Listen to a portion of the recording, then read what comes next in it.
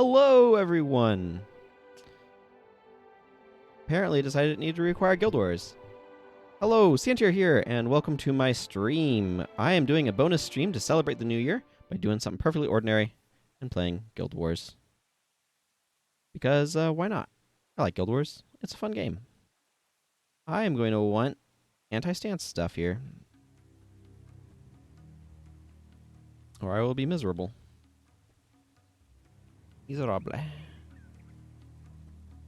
Hope everyone is doing well, has been having good celebrations. I know to a bunch of you that are further east than I am, you've already celebrated New Year. It's about 30 minutes at this time for me until then.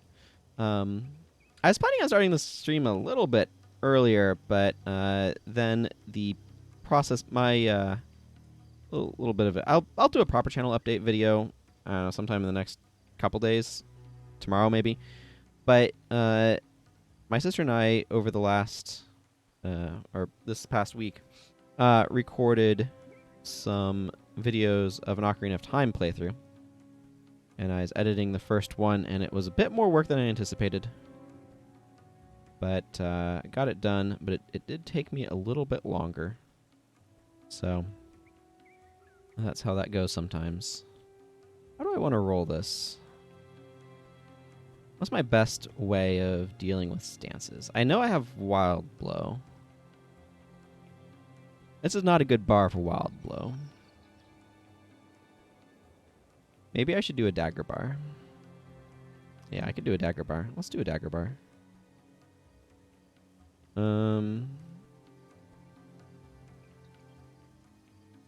Drunken Master's Good Times. I've been enjoying Ebon Escape. Let's shift some stuff around. Let's very shift some stuff around. I really didn't need that lying around. Yes. Let's go with my Sentinel's gear here. Good old Superior Crown of Strength. Hope everyone is doing well. Though, I kind of said that off the top. This is one of those phases where I'm kind of doing stuff and my brain's on autopilot.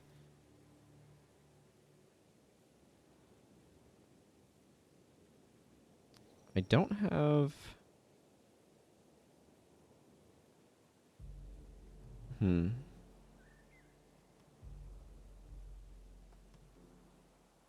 I was noting I don't have Golden Fox Strike, so... How good's the fortitude on these? Plus 30? Okay, these are actually pretty solid daggers, despite their purpleness. I could use a few more dagger mastery skills, though. I need Warrior's Endurance to make this not terrible. And I'm just going to bring Wild Blow. Jagged Strike doesn't get through. Wild Blow does, so... Whirlwind Attack is there, because it's good. Good times. Alright. I need Dunkoro. I have Dunkoro. All of these bars were on here already, so they should be good for the Skill Booster League purposes. Hey, Clean Star. Happy New Year to you. I imagine you're living in a place where it already is New Year. Where it already is good old 2022. Which hopefully is not too much of a reprise of 2020. I heard my dad give a good old dad joke of... We had 2020... And then we had 2021, W-O-N. Here, let me type this in chat. 2021. And now it's looking like we're going to have 2022, as in also 2020. Behold my dad's jokes. I don't know if those are original to him or not, but...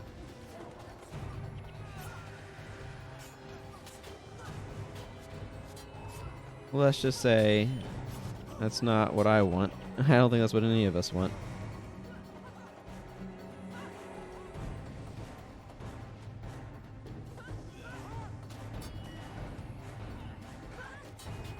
You know, Axe could be reasonably good as well, now that I think about it.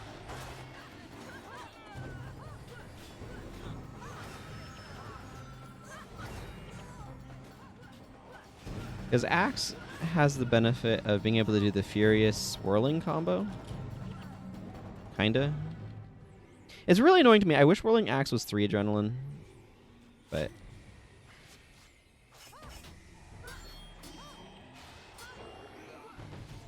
You know, I should have just brought Fox Fangs. I'm not gonna... Without Golden Phoenix... Yeah, I'm gonna pick up Golden Phoenix Strike soon. Without Golden Phoenix Strike to punch through their defenses, Wild Strike is not really being that useful.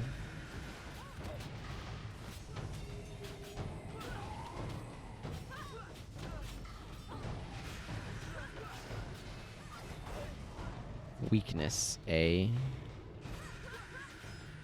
And I'd rather just have the attack speed of Fox Fangs, but here we are.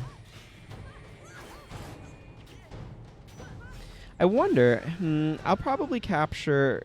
It would be good for me to have access to Cautery Signet, but I think I'll probably capture that elsewhere.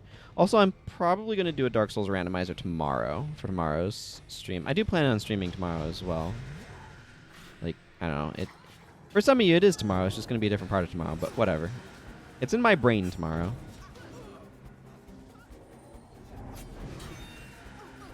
And I want to do a Dark Souls randomizer, a Dark Souls 1 rando.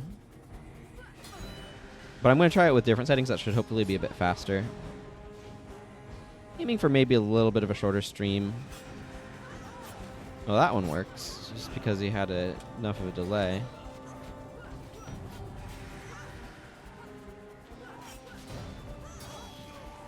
No, we need to take out the lieutenant. Or, no way. The captain, excuse me. It's important to get the bonus here. I think the bonus gives you more Sunspear promo points, and I am going to need those. We will still be getting candy cane shards, of course. It is that time of the year where those drop. Do I want the cape with this armor set? Well, I cannot tell you in the middle of that conflict.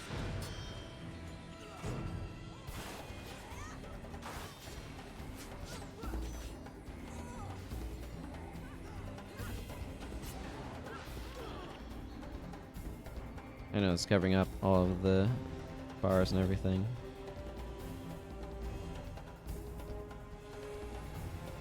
Yeah, I think I'll go ahead and leave the cape on. I don't know, I tend to like the cape with a lot of the warrior armor more so than other professions. Not quite sure why.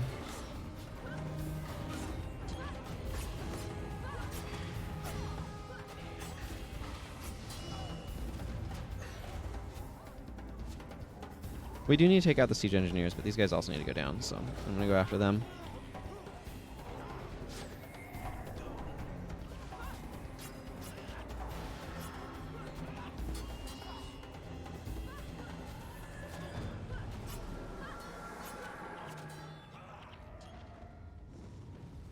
This fire goes away once we take out the siege engineers, though. Hope you all had a great holiday season overall, actually. I don't want to assume everybody celebrates Christmas. I had a fine Christmas.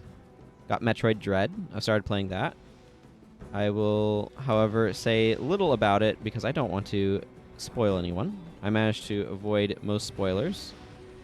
And would like to keep this a spoiler-free zone for people on that game. And I got a lot of candy.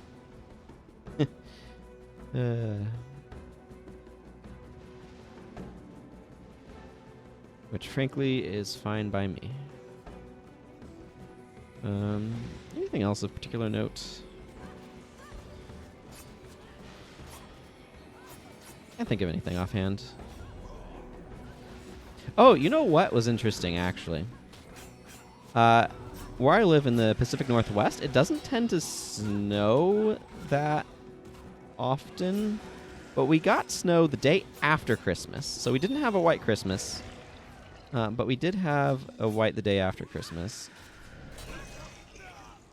And I have to say, it's also been cold enough for it to actually stick around, and I've been really enjoying it, the snow, because I really like snow. So I've been really enjoying that. My sister and I have been taking regular walks. She's been off this week, making it easy to go do that. And we've both been really enjoying taking walks together out in that lovely, lovely snow. So that's been pretty great.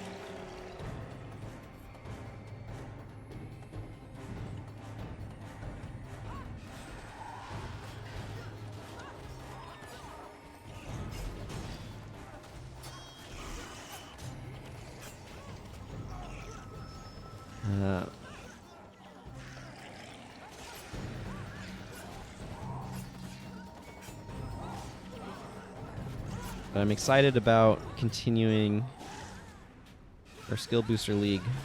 Ardens Argentum's here. And,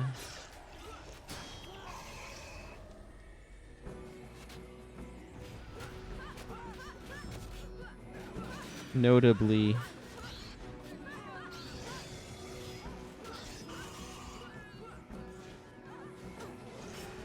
kind of just wrapping all of them up. I've done quite a few now. I do want to figure out some sort of format for a Skill Booster League for characters that aren't starting fresh. Because that seems like a good idea to figure out doing. I haven't yet. Just simply because I've not had a reason to. But I feel like I'm reaching the point where I have a reason to, so seems like a good idea to me.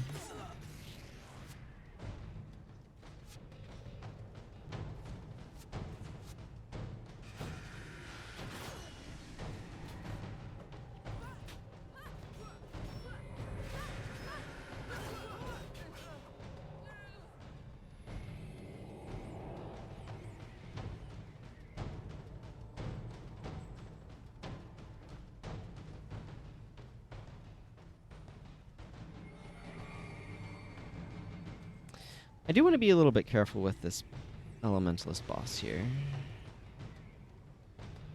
I feel like my lack of Prot Spirit might be an oversight, but oh well, we'll see. On the one hand, this boss can be extremely threatening. On the other hand, I don't like chasing it this far into the lines here.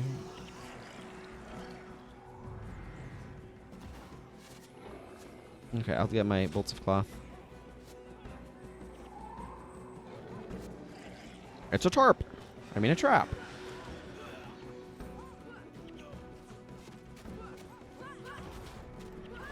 My inventory is full.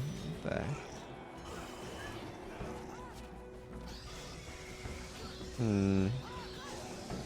I need to spend some time clearing it out then. Hang on, I'm gonna salvage this tunic just to clear up some space for this linen. I guess I'll automatically get stuff at the end of the mission, so I'm gonna just rely on that.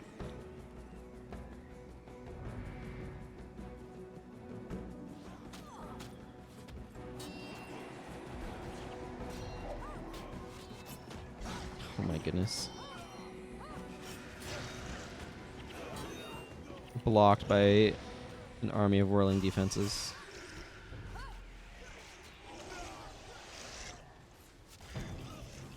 Oh, yeah, I can pick up weapons in my... I have like 5 spare slots in my equipment tab, so I can pick up weapons, that's right.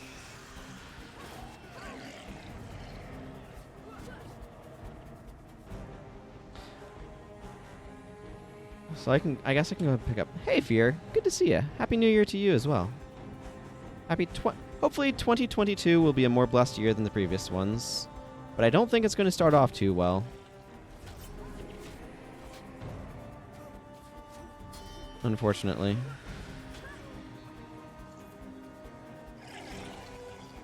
But hopefully it can change and become something gentler and more happy for everyone.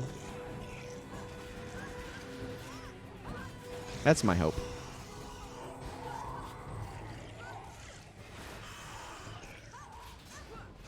That is my hope.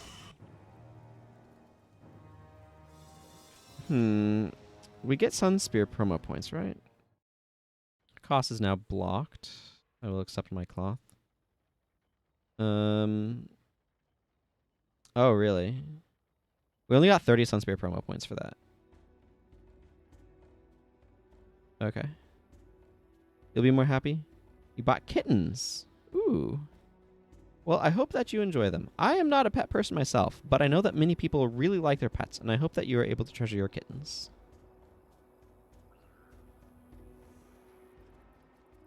And I am glad that you have that to be excited about. I need to talk to Zudash. Jaren.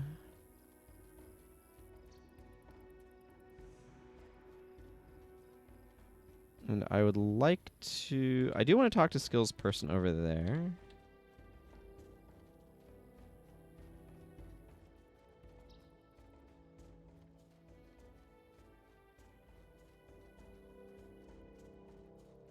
I think Spiteful Spirit did a lot of damage for us in that previous one, actually.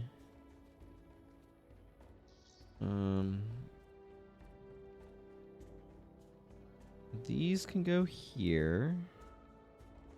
Do I have... No, I'm just gonna... This cloth is just gonna get merchanted.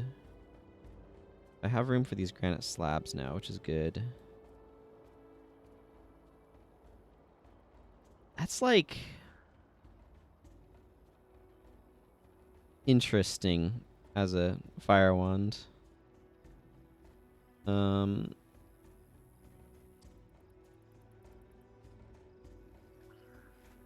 Too much information. That's a max hexed inscription. I don't know if I want that or not. I believe the stonehead hammer will be more granite. It is. Oh. You know what? Oh, you know... wait. Okay, I want to remember Olias, Daedalon, Prius, and Heda.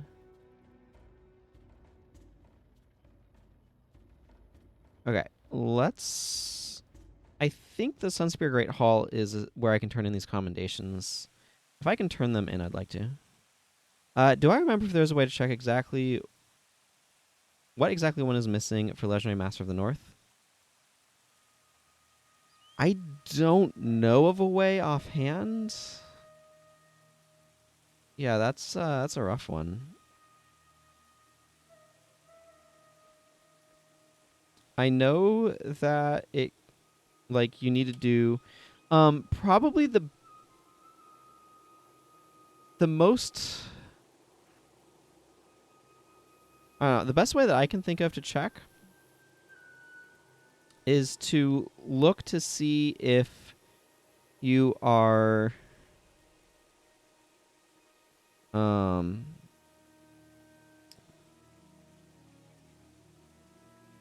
brain's distracted by playing the game as well. Look to see if you've done all of the dungeons and all of the missions in normal mode and hard mode, as well as gotten all the vanquishes. That's probably what I would check. You know what? I need more tantite, I guess. Or I have room for it anyway. Because, like, cartography absolutely is a part of Master of the North. But there's way more points, like, that you can get towards Master of the North than you actually need. I know that. So I would check those two things. Or I would check, I just go to your map and check for dungeons in normal mode and hard mode. Make sure they're all chests and not gates. All 20 of them or whatever it is. And then go through all of the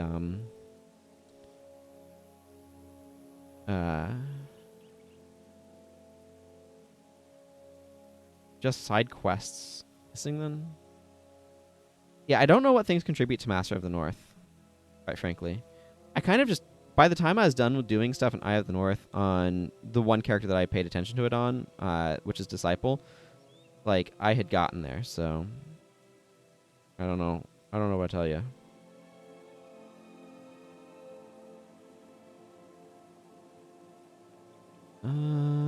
Vampirism is good. Try There's Nothing to Fear. I actually think that's probably better than I think of it as being. Okay, Lift Enchantment's a really good one to grab.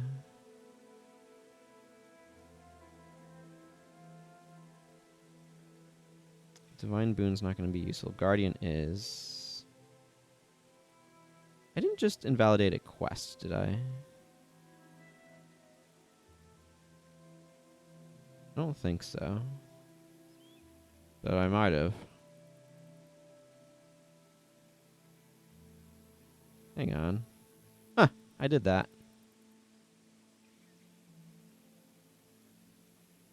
I might just do that in hard mode at some point. I was just scrolling through my quests and I saw that I had that one. Okay, I probably haven't invalidated that. Signet of Devotion. Pensive Guardian is not a skill that I think of as being particularly good. But you know what? I'm going to grab it. And the reason why I'm going to is there could be some areas where it could actually be kind of useful. So I guess you've done your Vanquishes. You've been fairly thorough on your cartography. You've done your dungeons normal mode and hard mode, and you've done your missions in normal mode and hard mode. Those are the things that I know of that go into it, but because I kind of think of it as a combination of Guardian, Vanquisher, and Dungeoneering. But if side quests contribute, you might check outside Tarnished Haven to see if you've done Naveed's quest chain or whatever, the Justicar there, because that's a decent sized quest chain that is very easy to just kind of gloss over. So that would be worth checking.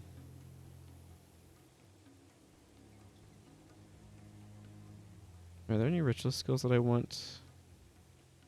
No, neither of those. Dervish? Yes. That's not really useful, but Pious Restraint.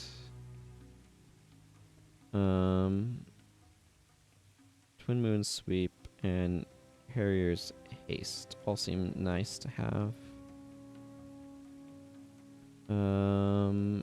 Paragon skills.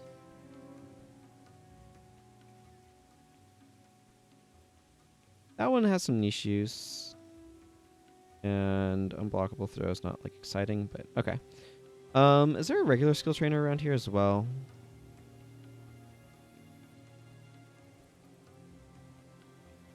I feel like I would expect one, but it doesn't appear that that is the case. I hope any of those suggestions were helpful, but if you've... I'm not quite sure otherwise.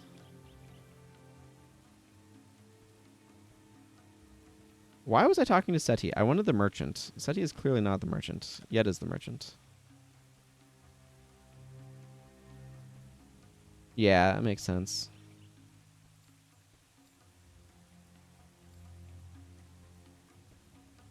Do I want too much information? I'm going to just quickly check to see if I have too much information lying around already. I can always stick something in there if I really need to.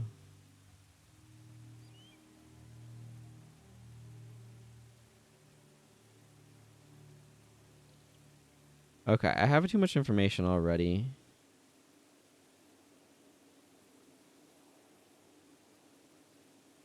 Given that, I probably don't need another one. Good old Dance with Death.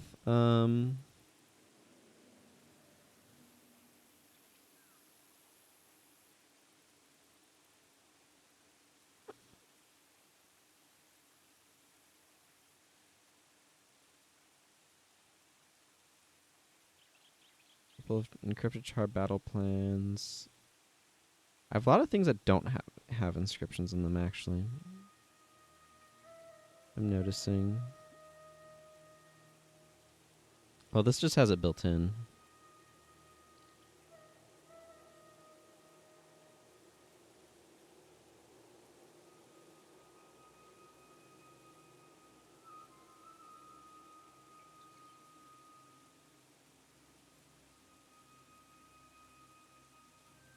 And were any of the... I noticed I had a couple of inscriptions lying around.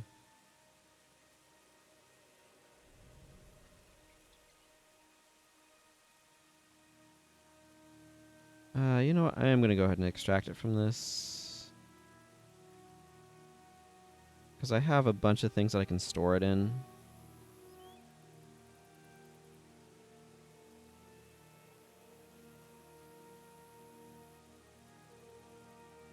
Like this. Singing blade.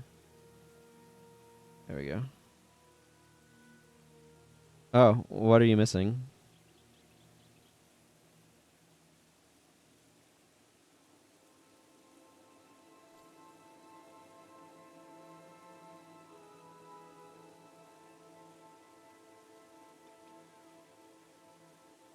I'm just going to grab like 10 plat and buy some skills here.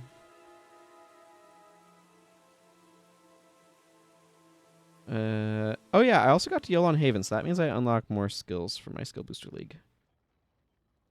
I've explained Skill Booster Leagues before, but if anybody's fresh here. You completed every dungeon in hard mode several times, including a few runs with me. Yeah, that's a possibility. But you never did like 5 of them in normal. Well, that would probably do it. That is a super understandable oopsie to make. General. 1 Nightfall booster, please.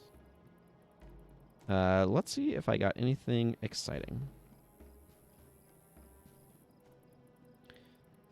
Let's see. Let's haste. Overbring smash. I do like arcing shot. It's fine. Rip enchantment's nice to have. Art of Fury is good for if I need to run, and I will need to run Milani. Lion's Comfort's alright. Irresistible Sweep is really good to see. A Death Pact Signet's useful. I do like Prepared Shot. Running Arrow is pretty strong. I've been wanting to run that on some characters and not having it. Divert Hexes doesn't... It has some use, but it's not got a ton of use. Like, there are some areas where there's enemies that have a lot of hexes where Divert Hexes is useful. But for the most part, that isn't really a thing. Okay, let's see if I can remember who I had. Well, I don't have a ton of dudes here, so that'll help. I had Elias, Rias, and Hada. Who was the other one?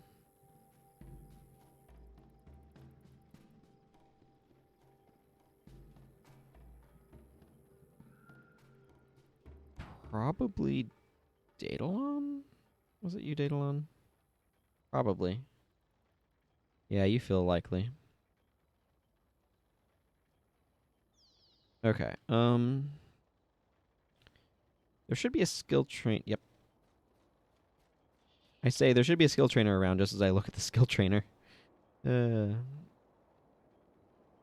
Black Spider Strike is a little expensive.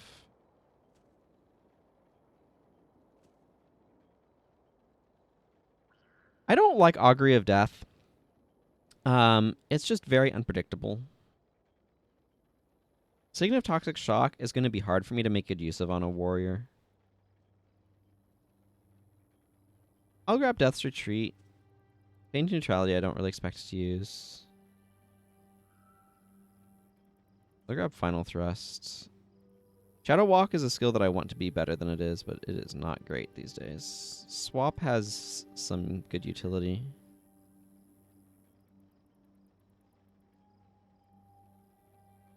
I should really have Hammer Bash. I'm going to grab a couple warrior skills here and a few Signets of Capture. Yeah, that seems good.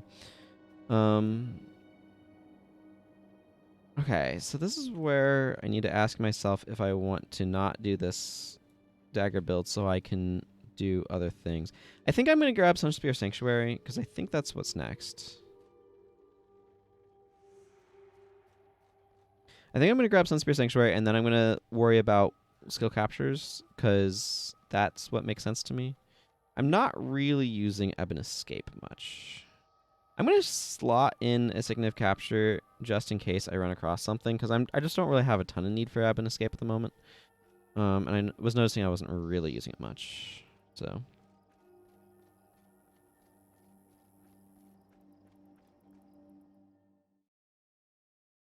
There's a slight rainbow in there. Where is my... Ooh, this character has 1 million experience now. That's exciting. Sunspear Captain. So, you need what? Is it Commander or General to progress eventually? I don't mind. We'll probably do a bunch of side quests, actually, in order to kind of get there. But...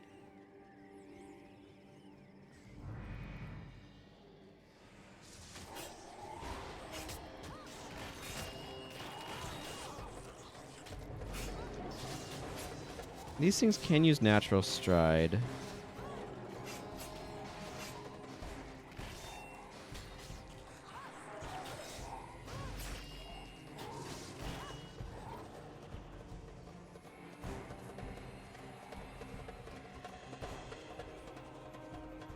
Why is Lotus Fury not just like a set duration of like 20 seconds and no attribute?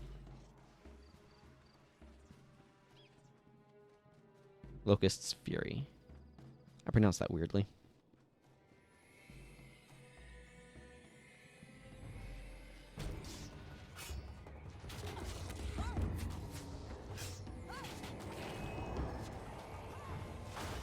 Oh, we got some Cornins. What did I get knocked down by?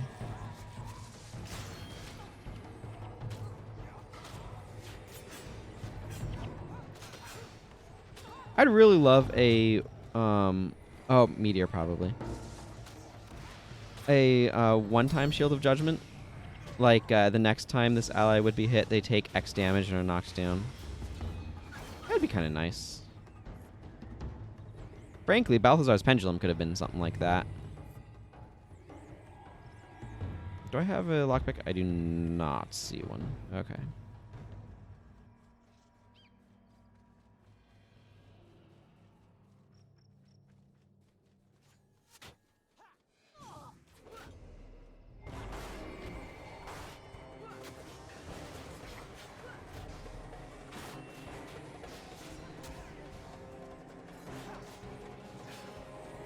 Oh, you know what?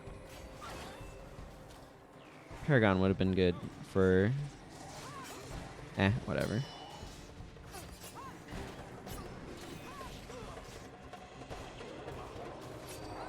I have Vigor Mortis. That could have been something that I could slot on as well. I should check that, actually. Because the solutions I have to block are Guided Weapon and Vigor Mortis. That I can think of are like good solutions on my allies. Guided Weapon is kind of clunky. Would work all right on a Paragon. I think it might on a Paragon. Would work all right on a Ritualist. I'm gonna quickly check for those. Oh, I heard some fireworks go off. Some people are popping them. Oh, Happy New Year from my time zone. It is, you can see down here, it is 12:05 a.m. It's now 2022. So that's exciting. So Happy New Year, everyone. I do have Rigor Mortis, so I can do that. That's a Brutal Weapon. I think Guided Weapon is... We'll just let Price get poked for a moment here. I have Ghostly Weapon. Ghostly Weapon's kind of not great.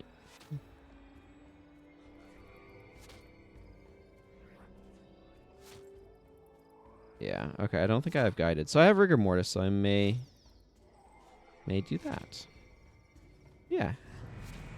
Happy New Year from the West Coast of the of the Americas, the Pacific time zone. I wish you all a blessed year, and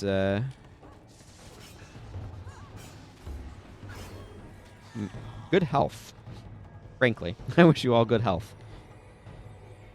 I think that's the thing we're all wanting.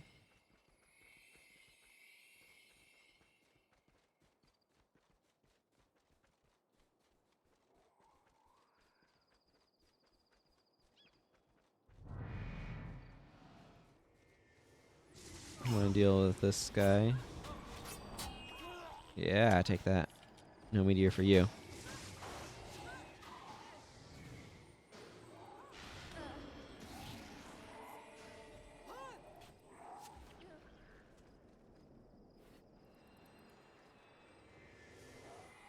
There's Dreamer Hollow, by the way. She becomes relevant later. Kind of neat that she's here now, though.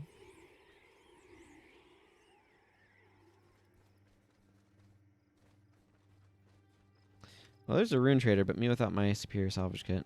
I'll probably do some of that management in my... I'm the Dreamer of Ronjok. From birth, I have been trained to see into the secrets and darkness that exist within our minds while we sleep. Portents and prophecies are for fools and madmen. Your dreams tell you more than you know. Well, my dreams will certainly tell me when I need to use the restroom, let me tell you that one. Can't find a good one when I'm dreaming. They're all terrible. Just wretched.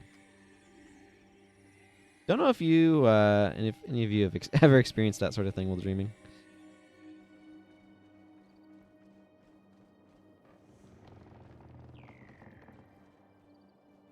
Okay, well, I won't have anything to capture here.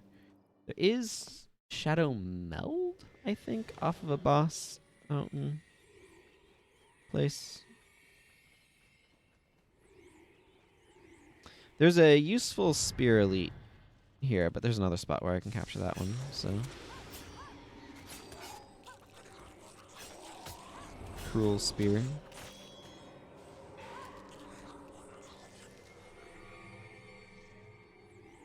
Probably just want to grab a bunch of seconds of capture, actually.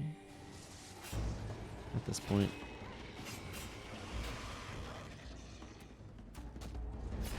I like the idea of what this is, but it's kind of clunky because of the lack of Shunlai chest out in the actual area where all the surfaces get added. So it's just never as convenient as like a proper guild hall. I'm going to have a real time transferring all of the Winter's Day stuff to my character who actually is using all of those because he's going for a Guam.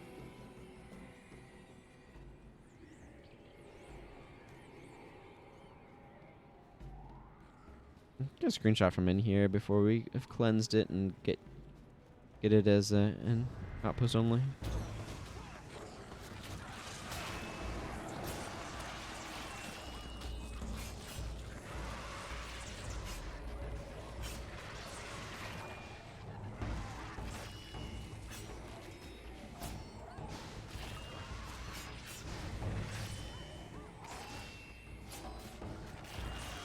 Yeah, because Ishao there has Cruel Spear, I believe.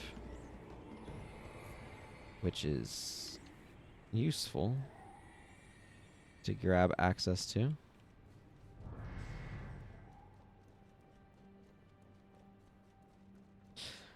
going to go after these Velt termites.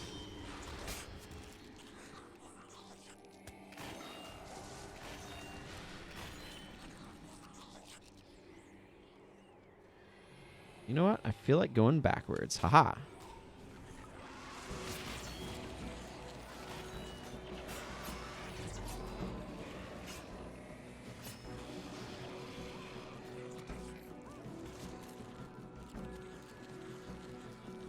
Yeah, these Monday things are really going to clutter up my inventory. I can just tell already. I'm realizing that it would be really good to have power attack on this bar.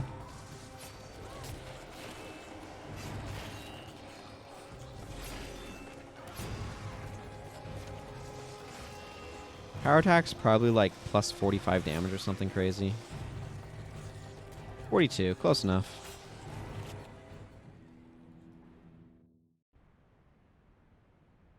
Get very excited about having the Sunspear Sanctuary.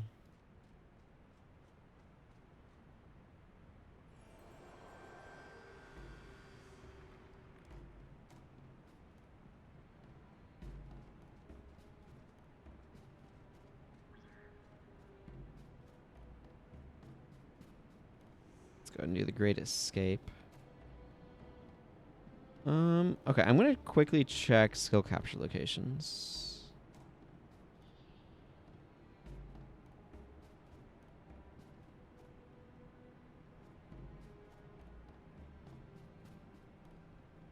Wow, there's 3 skills to capture in Archrock Ward. There's Cruel Spear from Ishao Long Spear. There's Headbutt and Rage of the Chuka. So that means I want to be Paragon. Won't be able to use any of those. Let's just do a Warrior's Endurance bar anyway. Actually, do I want to do 7 weapon stance? I don't know.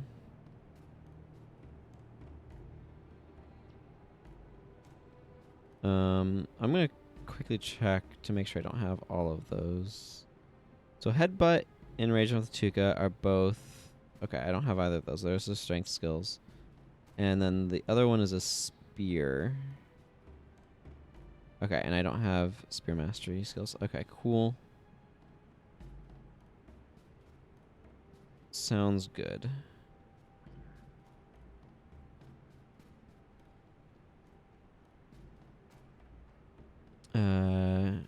Counterattack. Power attack. Body blow. That seems good, right? This literally does not care what weapon I use. Well, I mean, I need to use some weapon. Actually, there's a compelling argument for having things for each weapon. Because I kind of want to run just the high strength. But I don't have, like, gloves for specific weapons. That feels like an oversight.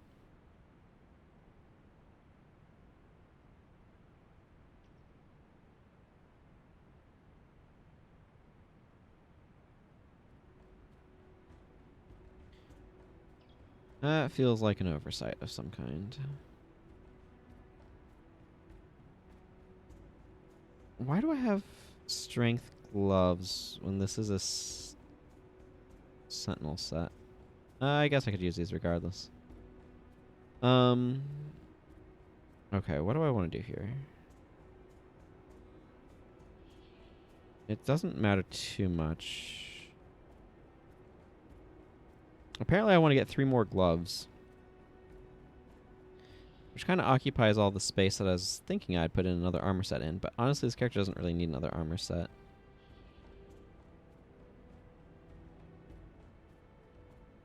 Survivor, Radiant, Knights, and Sentinels. Kind of everything. I guess she could have a Blessed set, but that seems a bit redundant.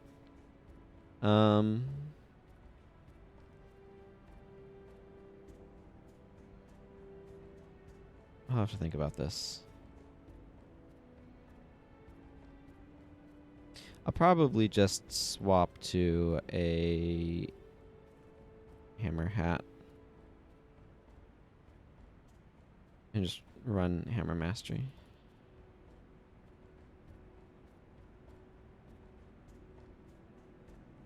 Man, that makes power attack so much weaker, but that's okay. I'll use crude swing. Okay, where's my... Yeah. Okay, I'll roll with this. This seems good. Too many skills I want to go capture, so we'll just roll with that and capture them.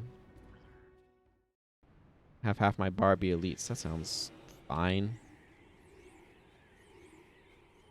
Hey, Dunkoro.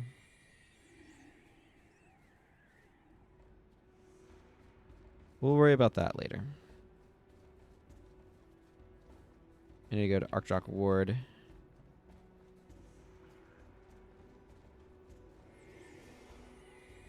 And go get myself some captures done. So I'm gonna switch this hammer. It'll annoy my healers, but that's okay.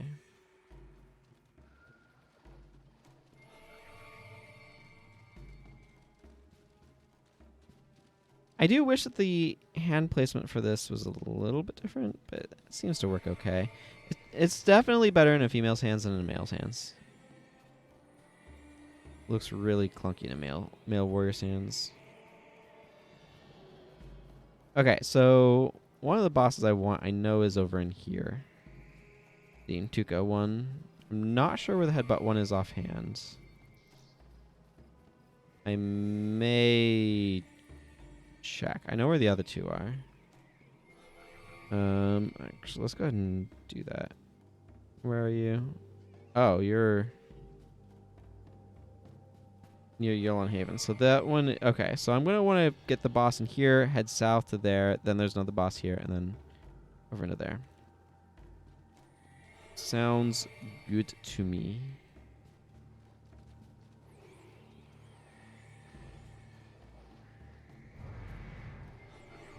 Where are you? There's Onwin, Lord of Ntuka. That's who I'm looking for.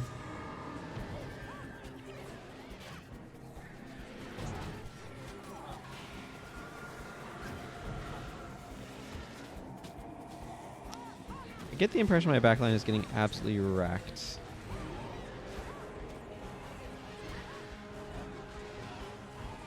Oh yeah, we have aggroed way too many things here. Hang on.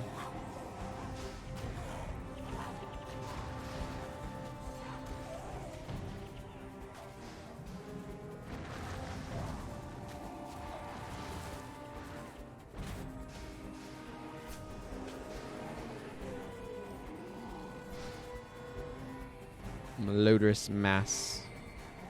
It stinks, everyone.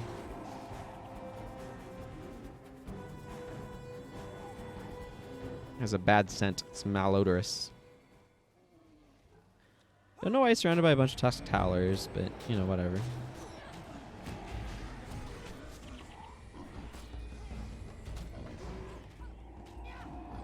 Hammer bash. Interesting.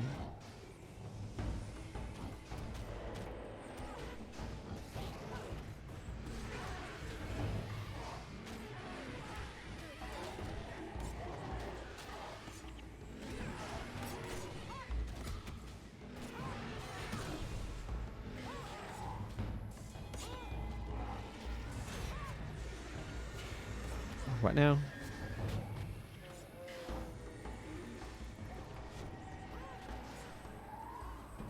Yeah, give me that Intukan Rage. You get body blowed.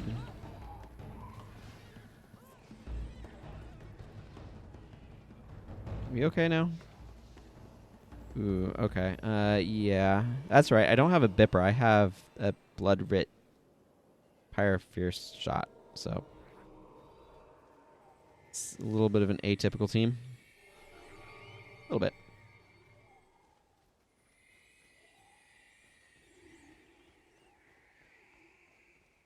Yeah, I want to go this way.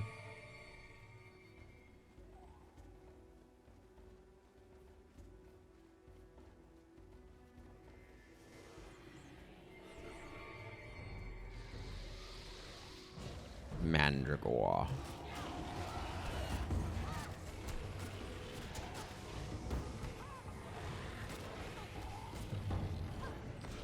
Do we have favor right now? Oh, we do. Almost an hour. I was wondering because I was getting, I felt like a lot of golds, and my understanding is that favor increases your gold drop rate. So it made me suspicious that we had favor. So my loot was too good. Basically.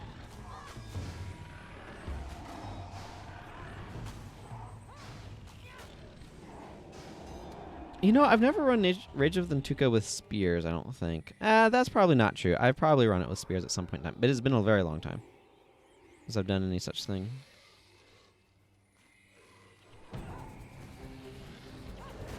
Seems like something that could work, though.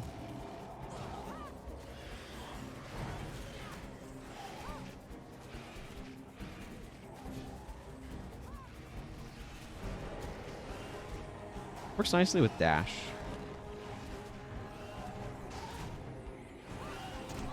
Or rush, excuse me. You can see why I get the names slightly confused.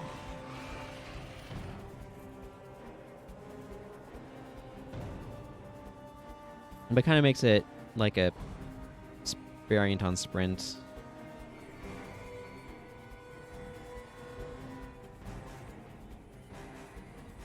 You know what would have been a more interesting version of this?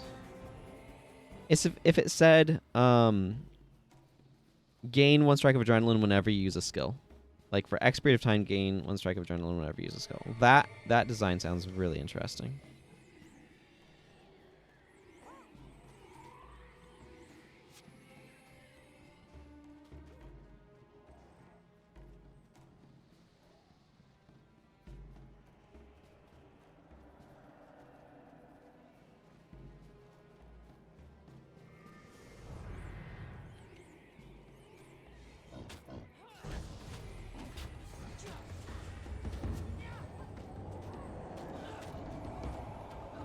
As it is, Rage of the Tuca has some issues.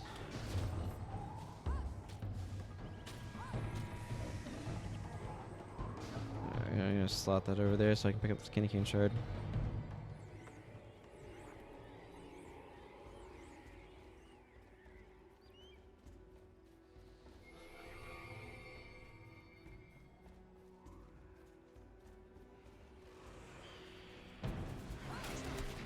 As a reminder, I'm coming all the way over here because I want to go grab Headbutt, which should be available out this way.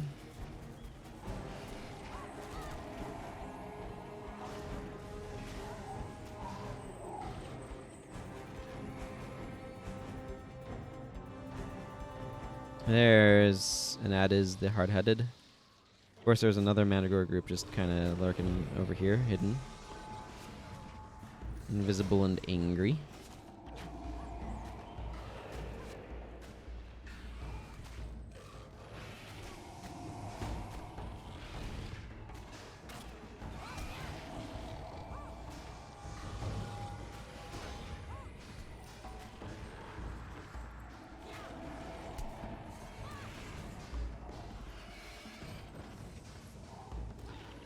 Boy, good thing I'm not an elementalist, eh? Or that Chillblains would have been really annoying. Let's see. Where's this boss now? There it is.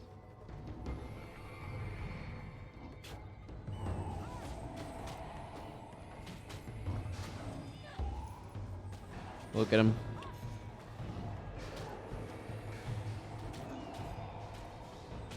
I really miss having any sort of attack speed buff.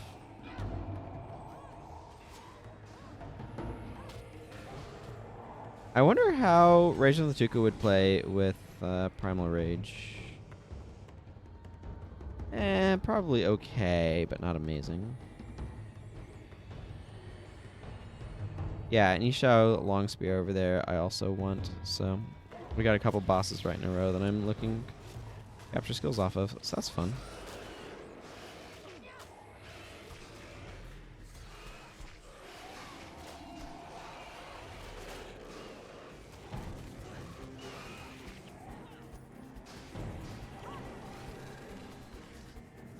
Boom. Primal Rage is not a great skill, unfortunately. It was basically Elite Frenzy at one point in time. It was like same sort of configuration as Frenzy, I think, roughly, in terms of being 33% faster attack and move speed and double damage for 5 energy on like a 4-second recharge on 8-second duration or something like that. I'm not sure exactly the stats there. But it turns out that was excessively busted in PvP. So they nerfed it into uselessness, as they are wont to do. As far as I'm concerned. It's like just way too clunky to make use of. The stronger version would have been fine in PvE. It really would have been. But oh well.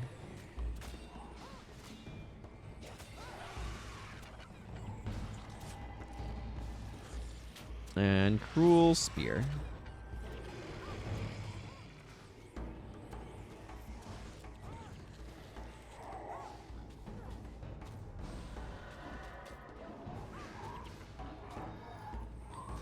Oh yeah, +1 damage, deep wound for 5 seconds. Woo! A few points in Spear Mastery to make this a little less terrible.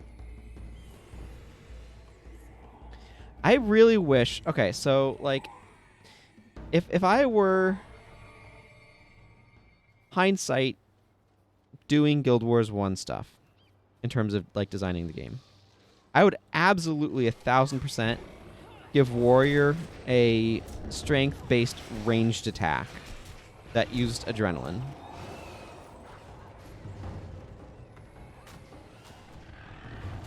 I don't know what you would call it. It doesn't matter. It would just be an attack that you could use with spears, with bows, with wands, with staves. And having that available would be so nice. Like, it's those sorts of things that, like, it's not good for Warrior by itself, but it opens up possibilities. It's just so, like, what you want in the system. You want those... Like, you don't want a lot of them. But I'd put it at, like, 3, maybe 4 adrenaline. At, like, a little bit better than strength. Like...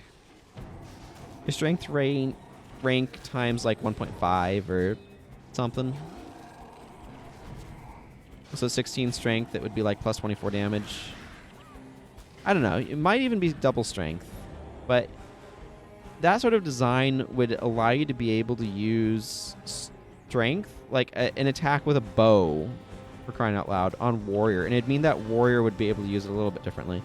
Stuff like that would just be really, really useful.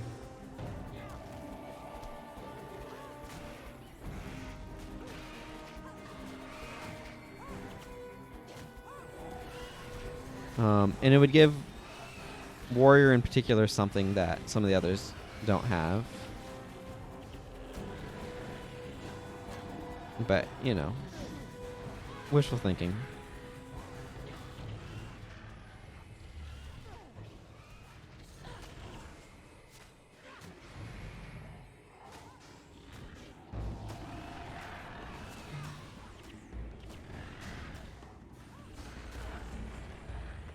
Whirlwind attack or some sort of like Cyclone Axe or something probably should also be in strength just because you use it all the time. So having perpetual access to that sort of skill is just too useful.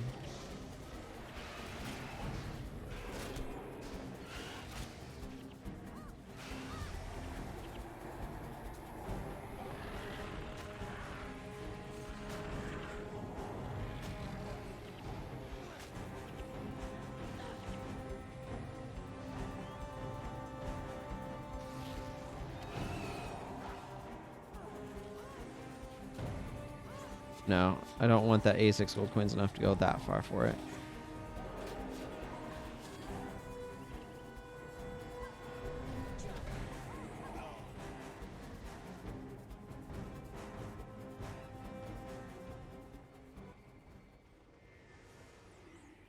Get out of here, Spirit of Infuriating Heat.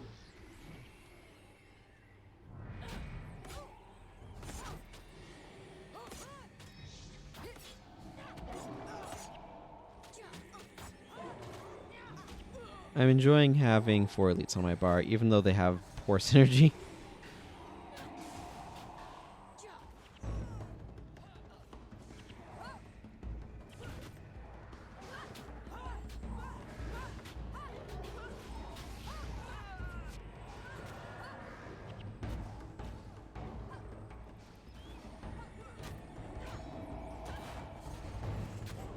Oh, Guild Wars.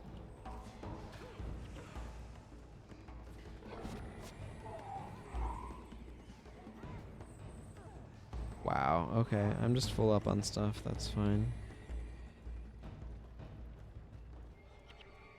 Up until I get something cool anyway. That's fine.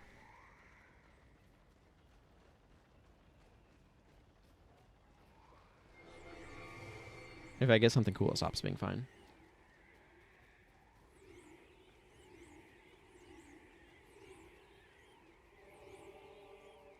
Not quite sure how long I'm planning on going today, by the by. Probably until about 3 a.m. my time. Another 2.5 hours or so. At that point, I should stop so I can wind down and get to bed so I can stream tomorrow at a somewhat more reasonable hour.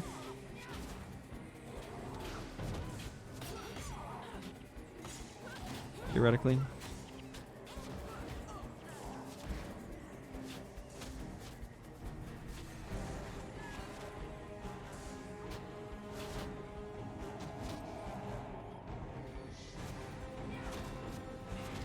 I think I just did damage through Reversal of Fortune, so that's kind of cool.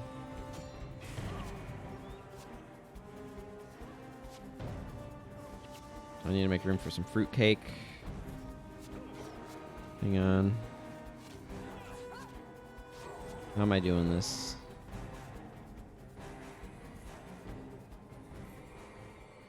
I'm dropping the Malodorous Mass. Goodbye, Malodorous Mass. You will be missed? Nah, not really. You won't really be missed.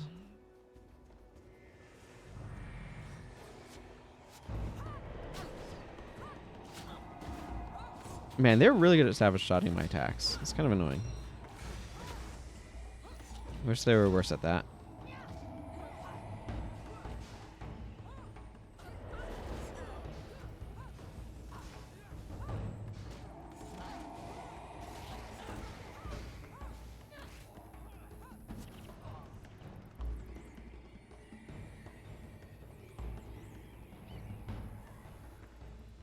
Commander Kube.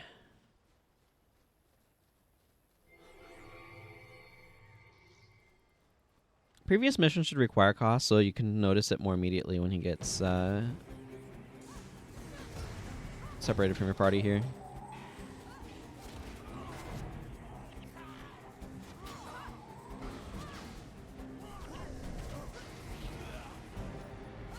Ah, this is a barrage boss. Don't need barrage on this character, but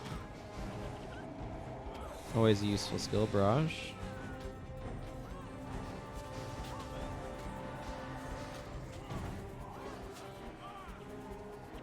Really? Okay. Fine. I'm just somewhat surprised that I don't already have a Corn and Pendant in my inventory. They salvage into iron, so they're useful because they're it's like 4 iron a piece or something.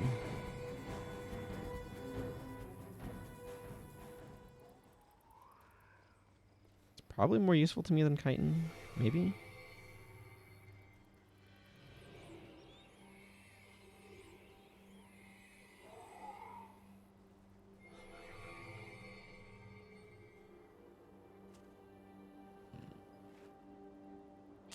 Sticks. Okay, well, it's more useful to me than sticks.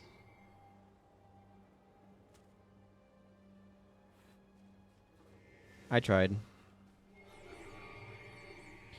The quest does want me to go back to whatever, but there's a town over here, so I'm gonna go grab it first.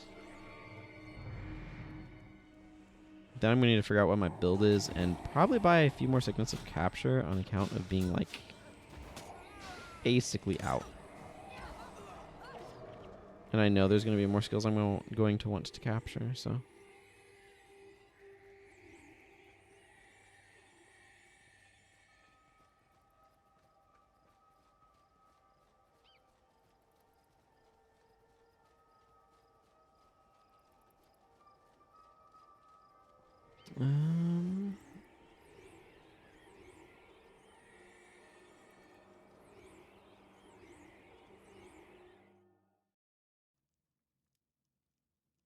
Okay.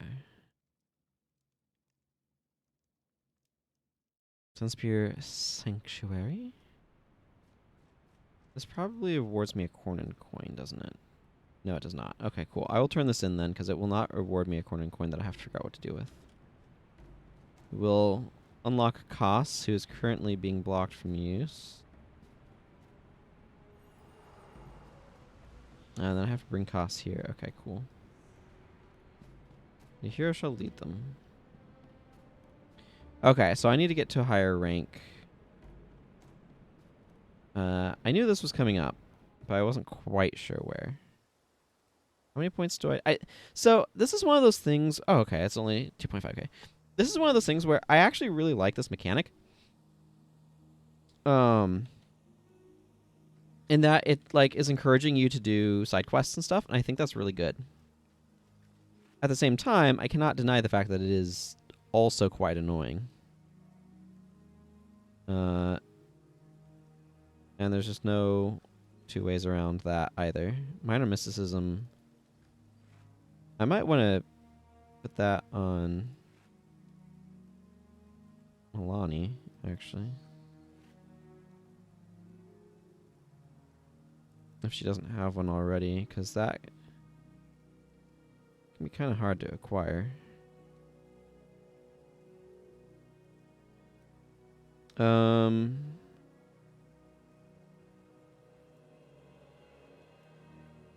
I think I'm going to reconstitute my party here.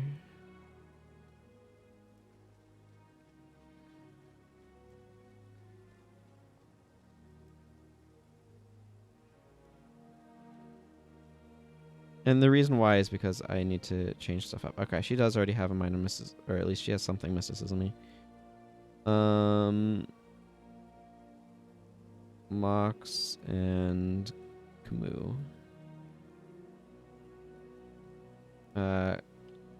Camus and Mox do not have any... I think I'm going to give Camus this... What is she actually currently using? She's using Major Scythe. Major Mysticism. I think I'll probably give Camus this Minor Mysticism.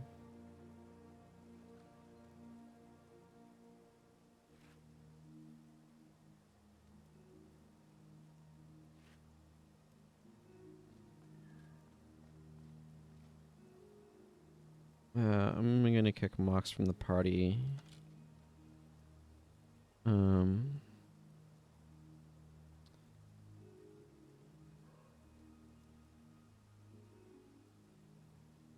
Pure Scythe, Minor Earth, Minor Wind. So I'm going to set him up.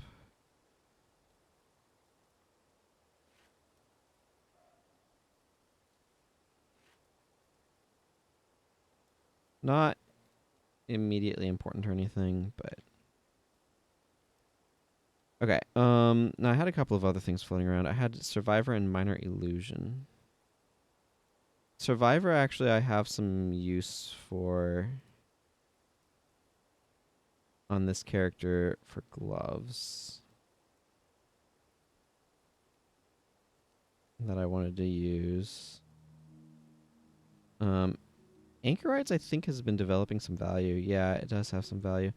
Let's merchant a few things here.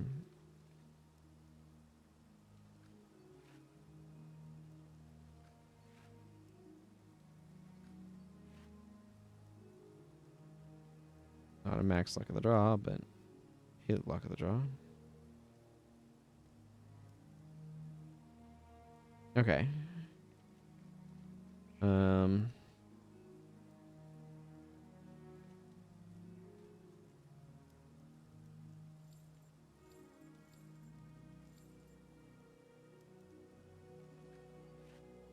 Briarwood Scythe basically had no value. Cage Shortbow had some decent value to it, though. No, I don't need this either. Geomancer is not going to be worth anything. Do I need this Run for Your Life? I was trying to set up something on a different character. And I'm trying to remember if I wanted that or if I wanted an enchanting mod. I might do some character hopping in a moment to see if that's something that I'm wanting to grab. Okay, does Vitae have any value? A little bit. Okay. So Anchorites first. Vitae second.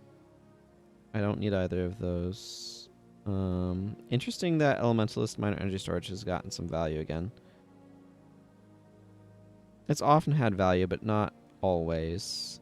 This one I want to hang on to for now until I make this set of gauntlets. I might go for the Elite Templar gauntlets. I'm not sure.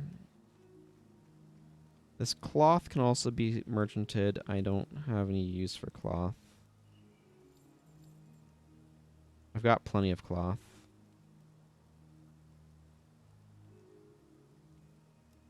Is what I'm saying.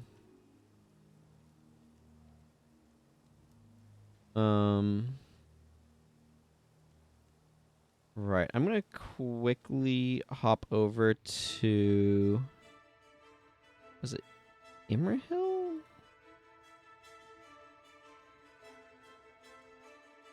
Or was it... Because I was wanting a shield mod on somebody.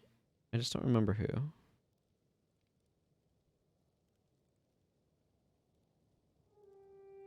He has a bunch of -5% and stuff. It feels to me like it might have been...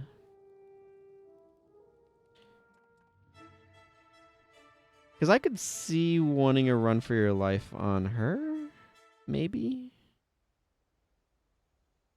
She's got a bunch of junk in her inventory. Holy moly. Oh, yeah, she needs those gloves, but I'm saving for them. Okay. She already has a run for your life. I don't know who I was theoretically wanting something for, so I'm not going to worry about that much. Apparently I need to deposit a few things. I don't know. I'm not going to spend a bunch of time on this, but I'll do that.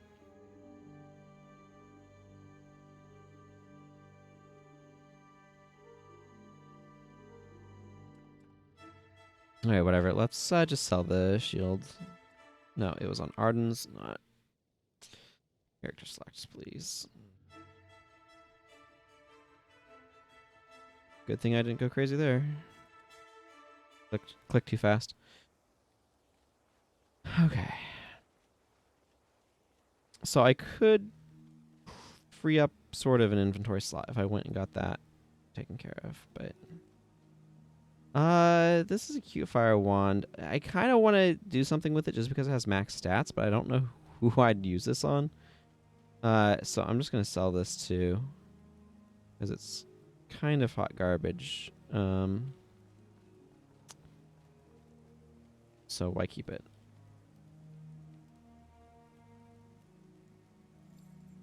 I need to be more aggressive about selling stuff, so.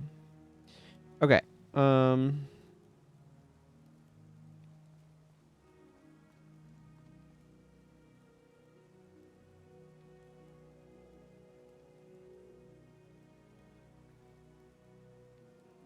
have these special gloves. Yeah, part of me wants to make gloves for each weapon, and part of me wants to...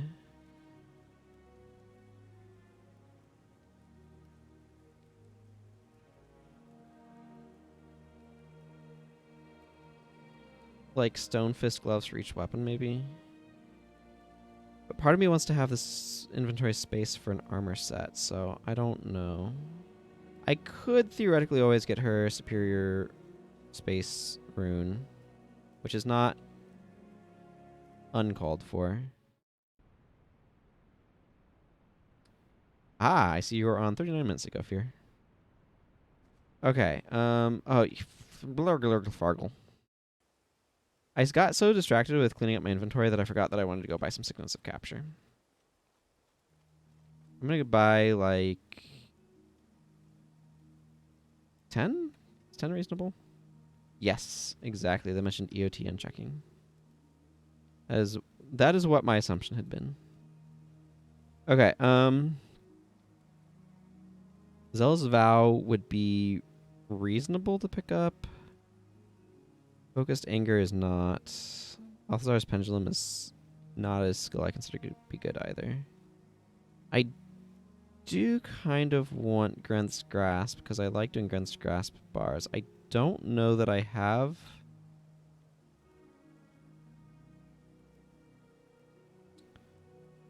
Okay, I'm probably going to want to pick up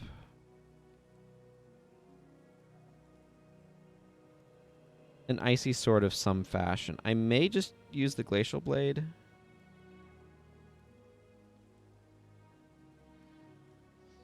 But okay, I think it's safe to say that there's at least 10 elite skills worth of elites that I want.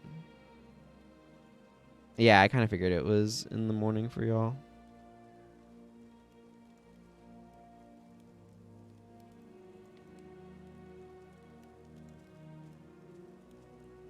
Six, 7, 8, 9, 10. Okay, cool. That'll let me get more skills. Speaking of which, let's go get more skills. If I did the Glacial Blade, I mean, I kind of want to use the Glacial Blade because it's really cool. No pun intended, but made anyway. What's my silver supply? Part of me is like, oh, I should be saving my silvers to get large bags on other people. And part of me is like, I should just expand one of this character's bags. Which seems a little premature. I have 116 silver, so I could get an expanded bag for her.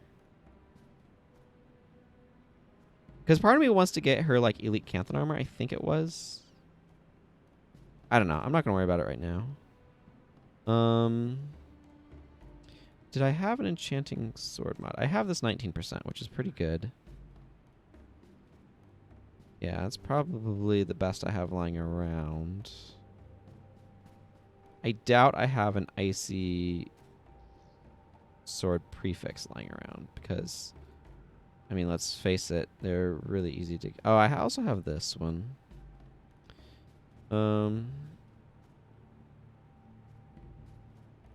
This Furious Celestial Sword of Enchanting here. Okay, I need to constitute a party. So let's... I do want to go capturing. I want to go... That is not Dervish. I want to get Grenth's Grasp. Grenth's Grasp is a skill that is cool and that I like. And it works really well with swordsmanship. Specifically, Knee Cutter is super good with it. Because it turns out it applies the cripple before Knee Cutter checks for cripple. So it has a really good synergy with Knee Cutter.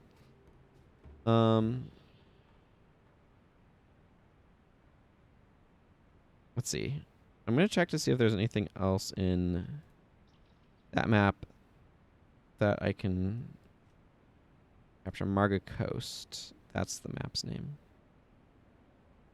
Actually, I'm going to want to leave from Yellow Haven. Marga Coast has Cleave. I'm pretty sure I already have Cleave. Yeah, I have Cleave. Avatar of Melandra I'm not going to get because I can't use it. Light of Deliverance would actually be good. Okay. It looks like there's a couple of different things that I want to capture there. None of them are...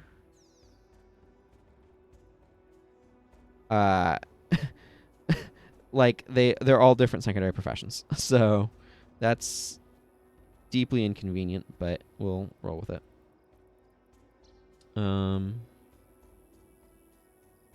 Wild Blow. You know, I think I actually want to go kind of more tactics.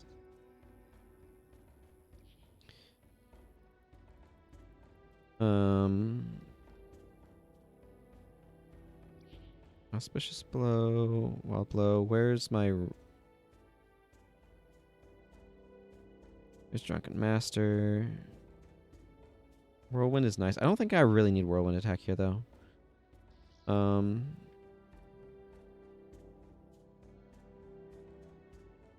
Yeah, we're gonna go for capturing that. Let's kind of...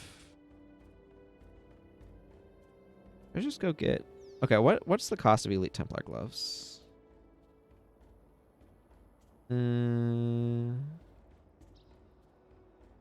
I have to bring up this page again, but that's a click away. I have my own custom program I use for accessing the wiki that has some quick links to stuff. That way I don't have to have a more intensive web browser open. Elite Templar armor.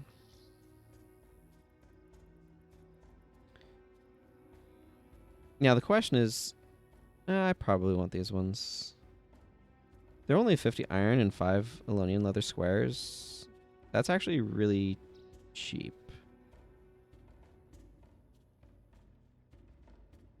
Obviously it's 15 platinum, but like, where is this? Marhan's Grotto. Okay. I think I might go get her gauntlets for her survivor set.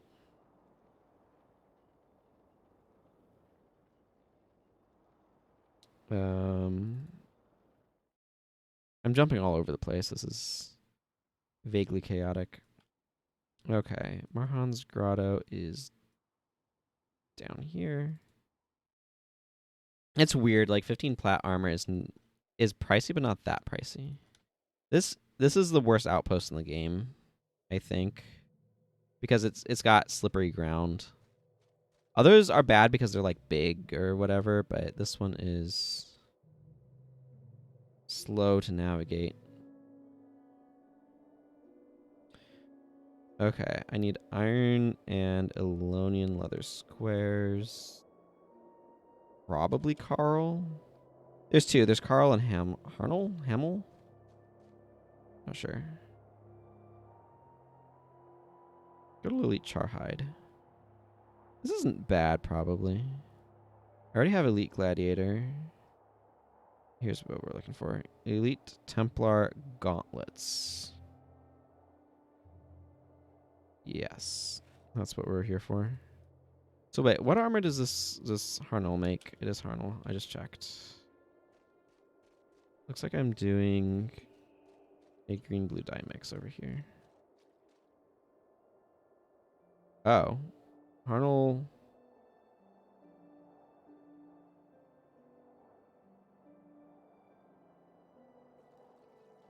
Harnell is not armor, he is skills. I don't know how I misread him, but that is, in fact, I misread him.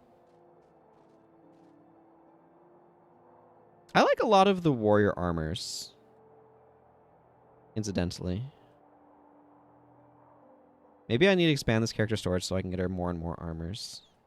Or some of them could go to Lillian, but she already has an increased sized bag to be able to hold all of her armors. Okay, so I wanted to put the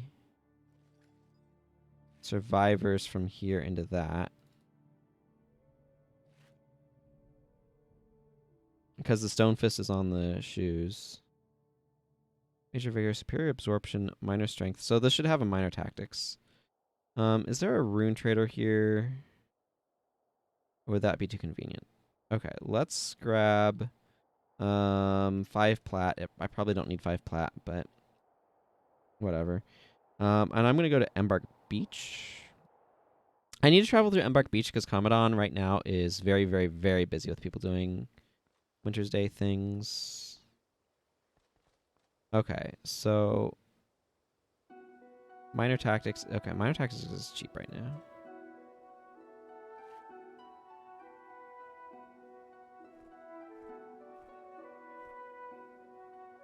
I actually quite like that look on her. I'm using the regular Templar for the legs because I prefer the leggings with the skirt, the chainmail leggings, rather than the bare skin. If anybody was wondering. It's a very minor thing, but... Okay, and Minor Illusion has no value, which is unsurprising. Prodigies is up, and Minor Fast Casting is sold out.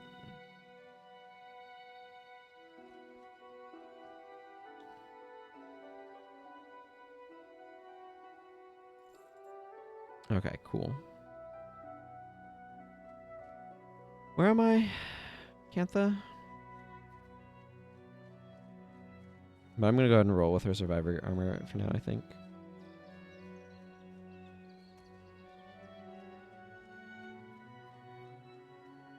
Um.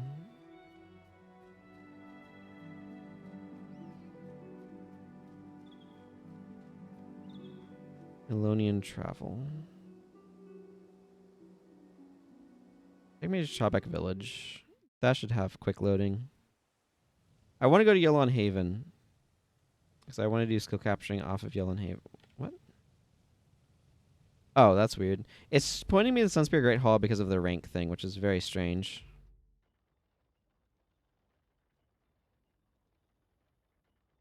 Okay, this next quest is going to require cost. So let's start by adding cost to my party. I do want to run Parias. Talcoro and Dunkoro get required for missions. Milani gets required.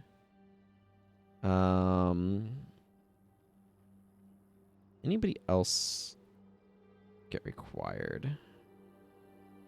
Yes, but also I don't have them. Is it actually on sale, or was there just a price change?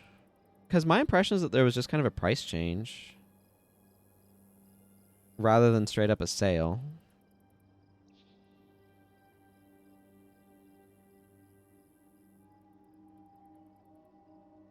Let's grab Elias.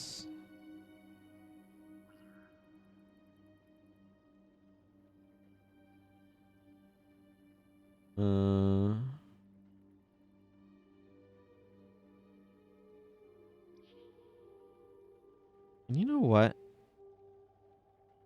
Because when I went to the site most recently, it looked like they had decreased the cost of, I want to say, storage panes,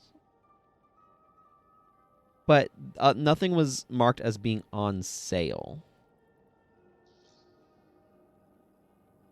I'm going to bring Sasuke, I think.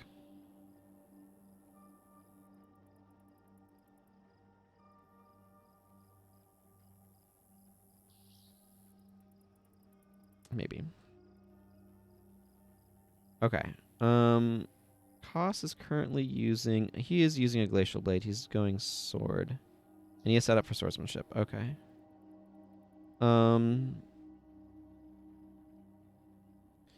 Yeah. I feel like that was maybe a permanent change, though.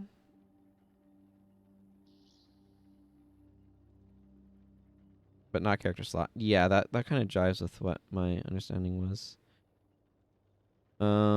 Okay. So let's see. Costs. Do I want to roll costs with this? I kind of don't.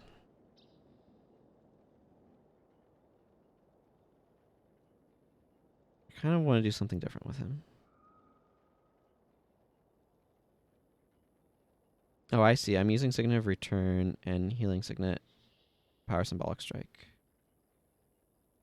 I agree. I welcome any price decreases they're willing to give us. Counterattack is a weird choice.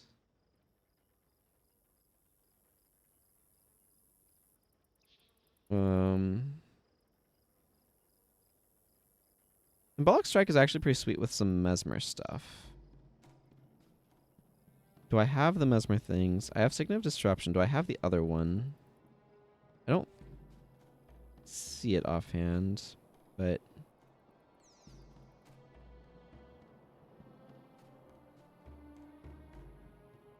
It's also good with Signet of Disenchantment. I don't seem to have that one either, though.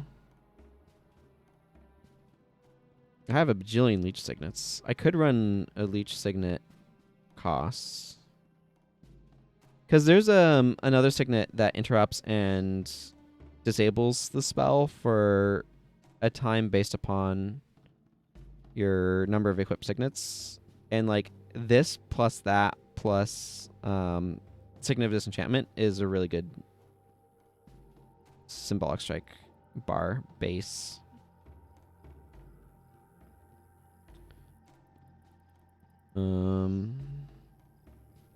Purge Signet's 2-second cast time is just kind of long. And I don't think the AI would use it super intelligently either, which is kind of a problem. Plague Signet's actually not bad on Warrior. but you don't have a whole lot else that you're necessarily wanting to use with it is part of the issue. But you could also run like Plague Signet with fairly minimal curses. So like Play Signet, Reg Signet, Heal Signet is not a bad Symbolic Strike base. I don't think I'm going to try to worry about trying to do Symbolic Strike here though. I think I have... Yeah, I could run Remedy Signet on him. That doesn't seem bad. So my 1 copy of Signet Return and my Remedy Signet on him seems alright. Plus 24 damage is probably enough to run Symbolic Strike. I could see running Signet of Aggression as well. Just in order to kind of get there the rest of the way. And make Symbolic Strike a little bit spicier. I do want to run him as Crippling Slash.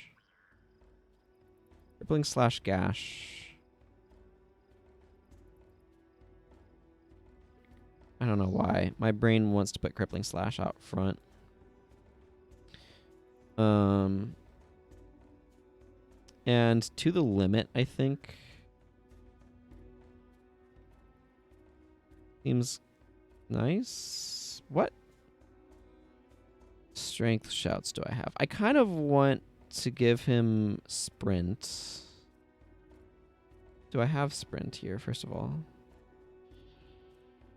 Actually, I don't need sprint if I have soldier's stance. Do I have soldier's stance?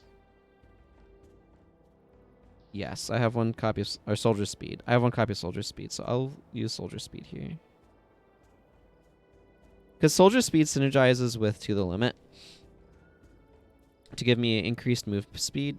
This is permanent increased move speed for him, so he can chase after people and cripple them. I think this is fine. This feels fine.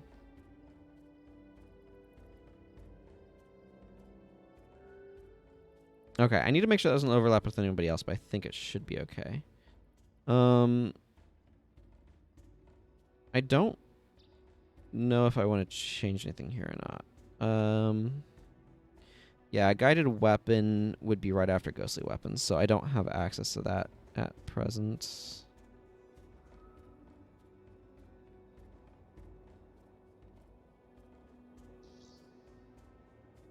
I kind of don't want him in communing, though. Binding Chains is nice, but I feel like he's really split on his attributes. He's got my copy of Flesh on my Flesh. I do have Death Pact Signet now, which is nice. Ghostly Weapon, in my opinion, is only really good if you're doing something with Remedy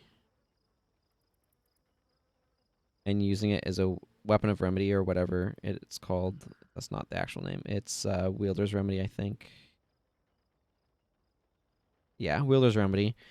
Ghostly Weapon works really well with that because it's a 1-second recharge. And it works decently well with Wielder's Zeal as well, making it effectively free. Like, I've tried to do a Wielder's Zeal, Wielder's Remedy, Ghostly Weapon, Zealot's Fire set, and it's kind of terrible. Okay, so right now I'm running...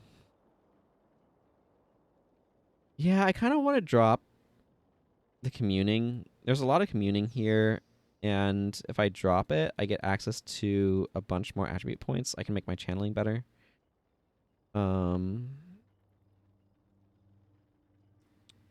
Which I like. I can grab Ancestor's Rage, which seems good. I kind of like Ancestor's Rage and Spirit Rifts.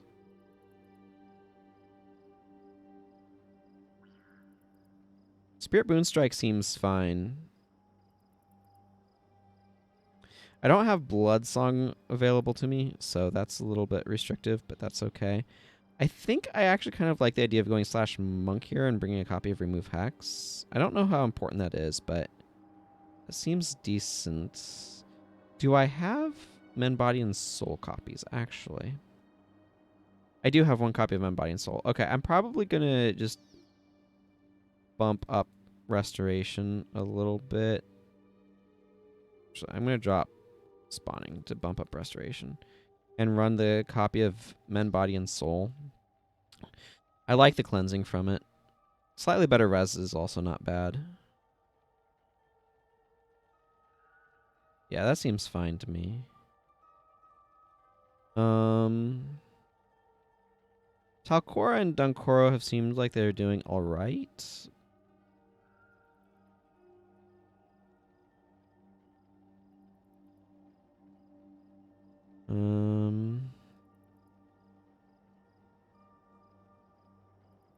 Her Boon Signet feels kind of weak at 68 health. That really, really kind of wants to be... Okay, do I have... This would be a good spot to swap out to Zealous Benediction. No, I don't. Of course, I don't have Zealous Benediction just yet. Zealous Benediction is really nice because it's a strong heal in protection prayers. I tell ya, the amount of time I'd run Healing Light if it were in Divine Favor as opposed to Healing Prayers is staggeringly different. I basically don't run it as is, but if it were over there, I would absolutely run it. I might swap out to Signet of Devo, Signet of Devotion here instead of Boon Signet, because I got some copies of that, and run Life Sheath.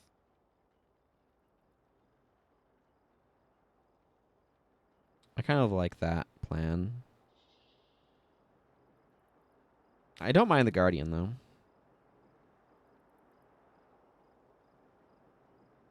Dunkoro is also running a Signet of Devotion. Do I have a Signet of Rejuvenation? Because if I have that, it's obviously better, but I may not have access to it. No, it doesn't look like I do. That's a pity, but... Vigorous Spirit might be good. Most of his healing power is put into this Healing Burst. Power Drain is useful for energy, but this is kind of a weak Power Drain. Interesting question. Should I be trying to get energy somehow else?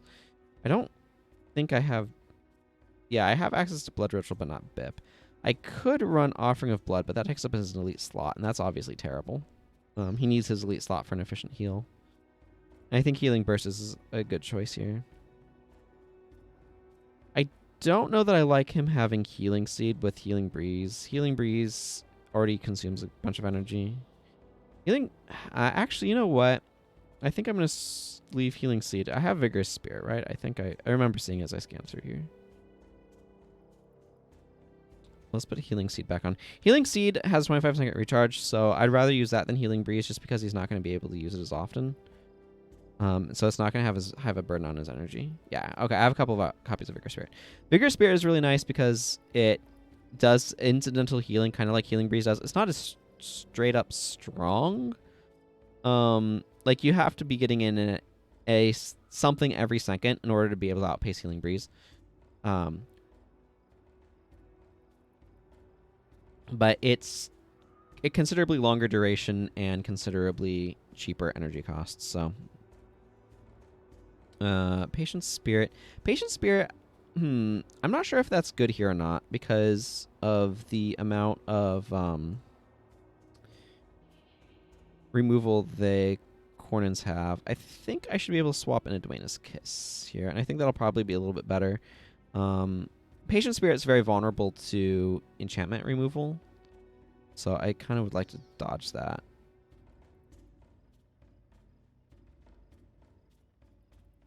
I have... Yeah. And Ether Signet.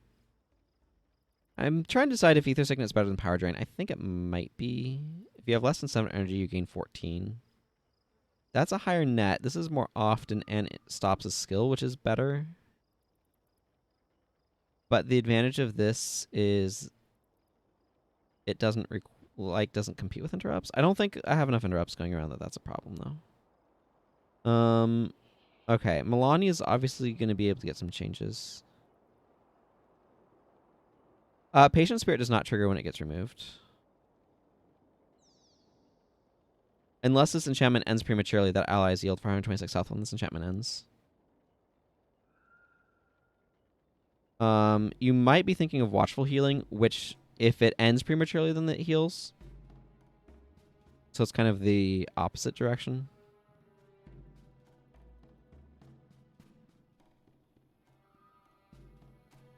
Okay, she's Avatar of Lissa. Yeah. No, I get your... It's an easy confusion to make.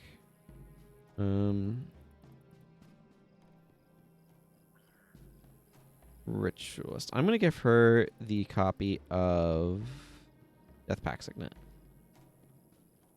Okay. I don't... Okay, what dervish skills do I have access to at this point? Oh, a lot more. So Avatar of Lissa has its benefits.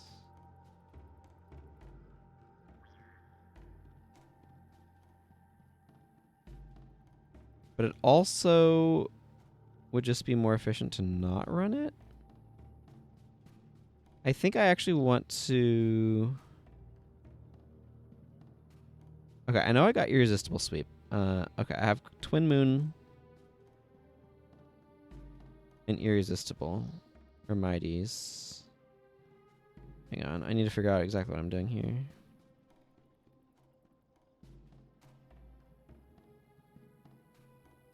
Twin Moon.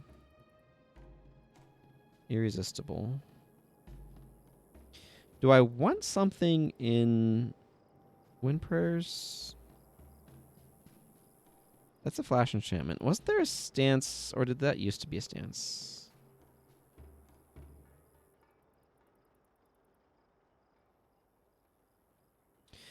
I could give her Mystic Healing. That would actually be some nice support.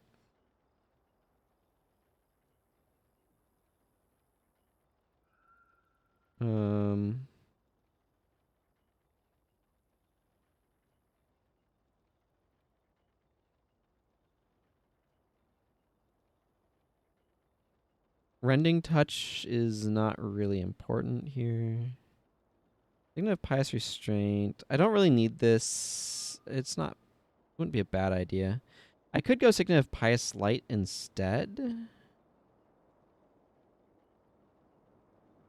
If I did that, does she have something in there that would be useful?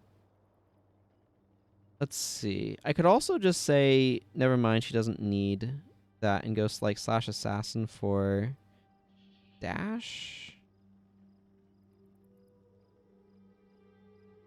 I don't mind that idea. On the other hand, if I have Pious Fury, yeah, I think I'll just slot in Pious Fury here.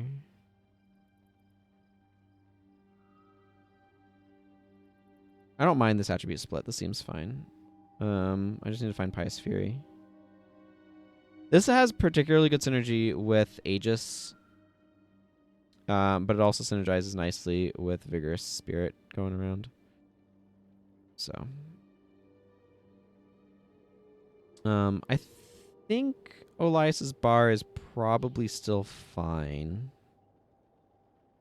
I don't see a need to change anything here.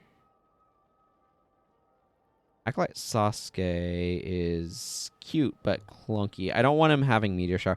I love Meteor Shower. Meteor Shower is super impractical. So I actually kind of like him running Signet of Energy, or Glyph of Energy, excuse me.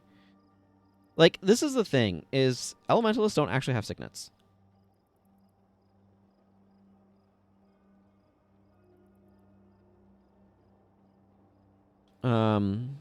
Okay, so Flare is fine. We'll go with Flare, Rod Gortz, and Incendiary Bond. We actually have a lot of melee, so Phoenix would probably be good. I like slotting that on. The problem with Glyph of Energy is I only have the one source of Overcast, and it's not going to stick around super well.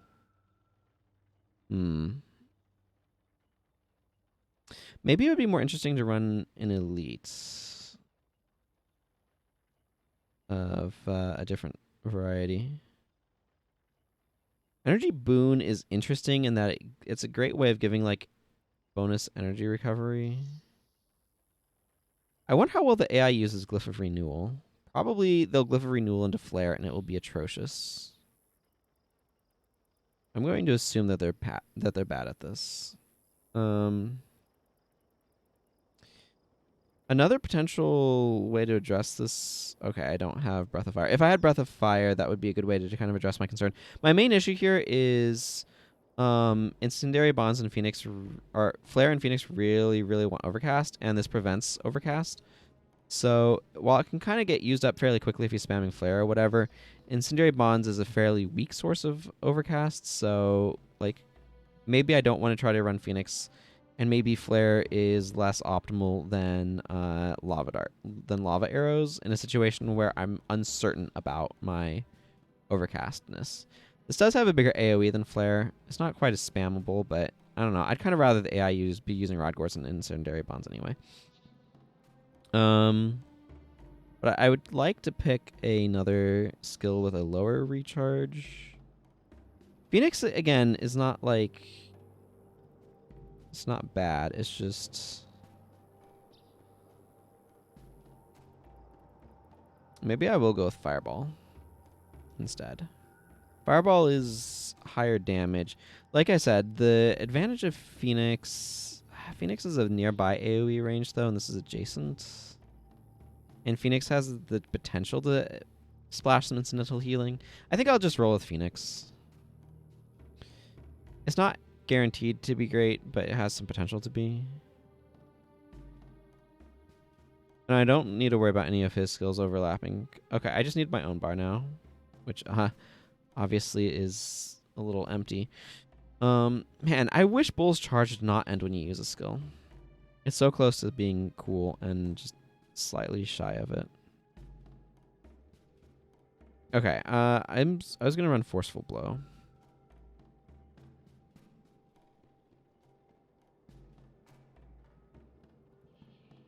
Leviathan Sweep would be really funny. Technically, Irresistible Blow would be better, but I also do not currently have access to that. So...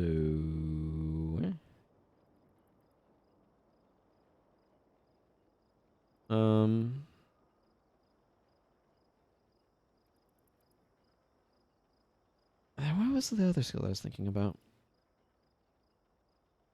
To the Limit is really good for me as well. Thrill of Victory is kind of spicy.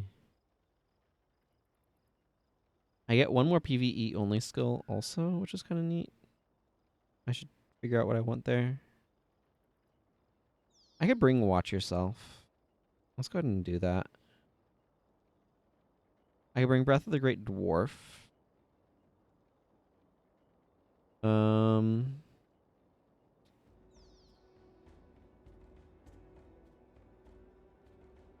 I'm not actually doing any knockdowns with this, which is fine. Something like Low Blow wants those. This character's a little bit short on Deldrimore as well. I could bring a Surin Scan. That would be a way to deal with the Rangers, but I also kind of just don't want to. Like, it's just too easy of a solution, if that makes sense. A little too clean, a little too straightforward.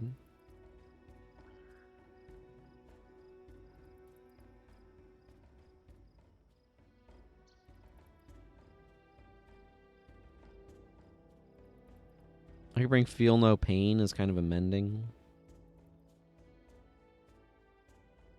Imlad's always good. Oh, interesting. Let's just go with Imlad.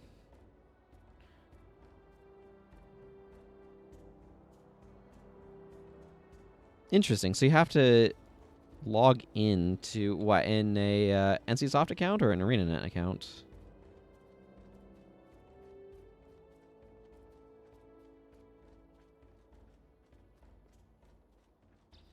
Either way, that's definitely a big change.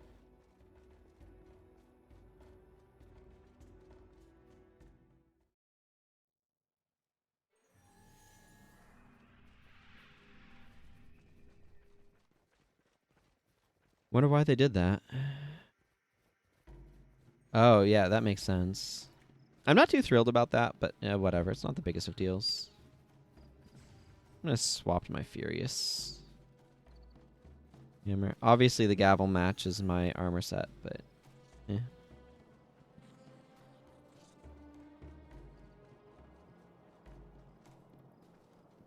The boss I want's over there, but we're going to go along the coast to get to it.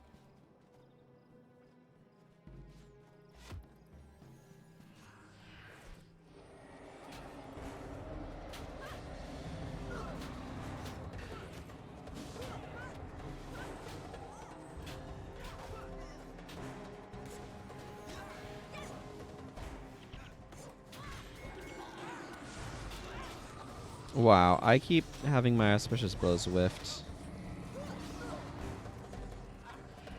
How do you feel about getting knocked down and dealt 80 damage, huh? Interesting. I wonder why they updated the store page. I mean, I don't have a strong opinion on it. I find that very peculiar.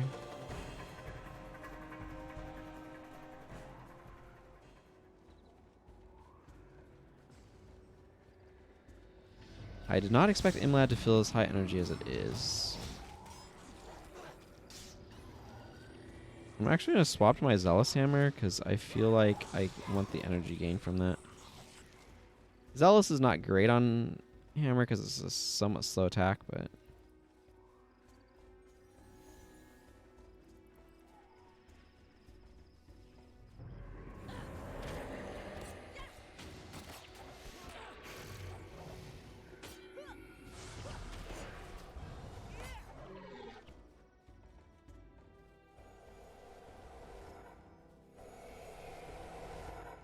Interesting. Well, if it actually has a friggin' what's it called? Cart, that would be an improvement. I mean, I remember originally it was more integrated into the game itself, wasn't it? Or am I misremembering? I could be misremembering just because it's been so friggin' long.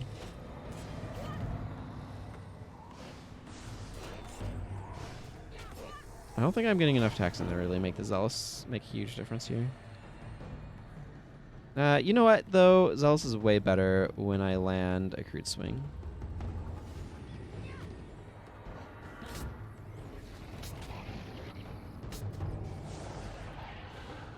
It really helps offset the cost of that one.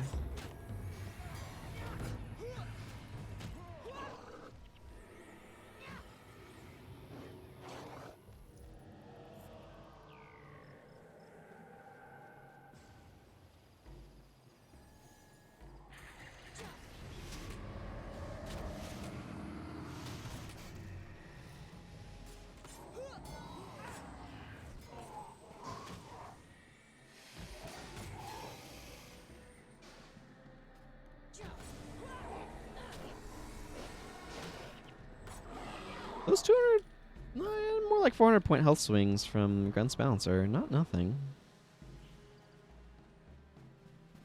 Okay, I'm actually here for Booble, who should be in the next area. I do want to talk to this Wandering Priest, though.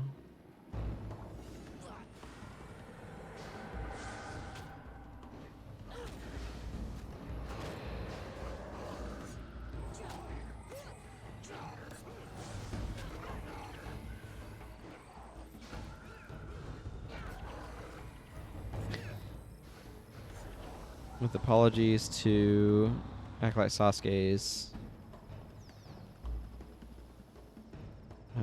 effect there.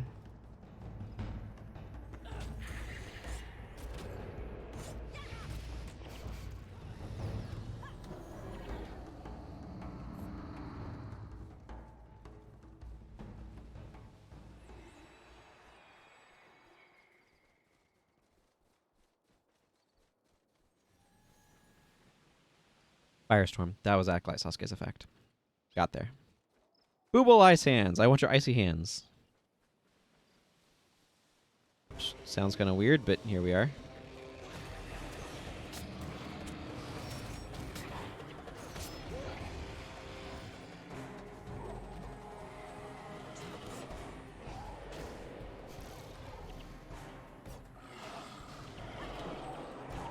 I have an unreasonably high amount of appreciation for that particular skill. I really, really like the Icy Hands. Grunth's Grasp. Oh my goodness, these guys are just wilting.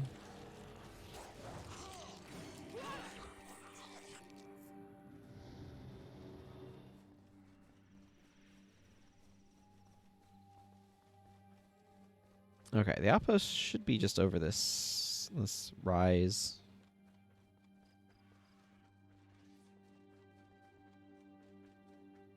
It's really interesting to me. This is making me think of a thing that I read about, like going a direction where somebody goes up somewhere when they mean uphill. Because when I think of going up somewhere, my brain automatically translates that to north because of going up a map.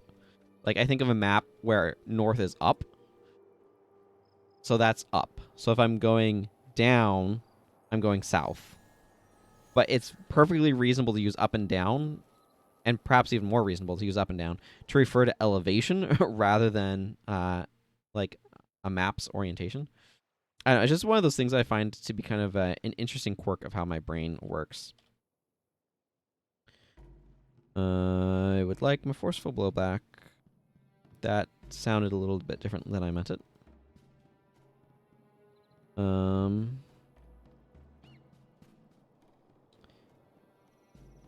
I think I might just slot on... Like, you move like a dwarf was proving to be more expensive than I wanted, so I'm just going to slot on Whirlwind Attack. That should make me feel comfortable going the Furious Hammer.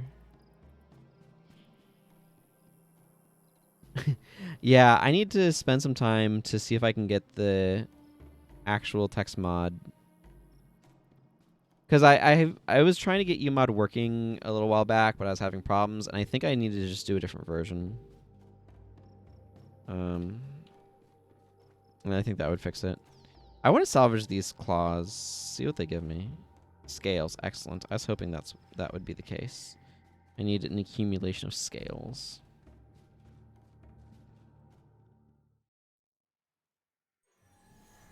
Yeah, I've tried to use UMod, but there's a lot of different versions of it that different people have had different successes with different versions for who knows what reason.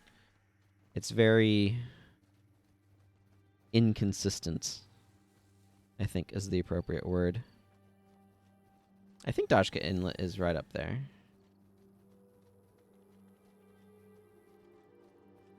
There's Linto Sharpfoot. That's who I actually want to go after. But yeah, my understanding is that people who have had trouble with most of them will often find success with R44. Yeah, the one you just mentioned, Clean Star. So I do want to check that out and see if that works for me. I just haven't made the time to do that yet. Because I've had tons of things going on. I don't actually think this skill I'm capturing is a good skill, by the way. I'm just kind of capturing it because it's along the way. I've tried other versions on it. It's having serious problems getting them to work, so... That's good to know. Yeah, because I would like to finish off... Disciple's cartography is all at like 98% plus. And he needs...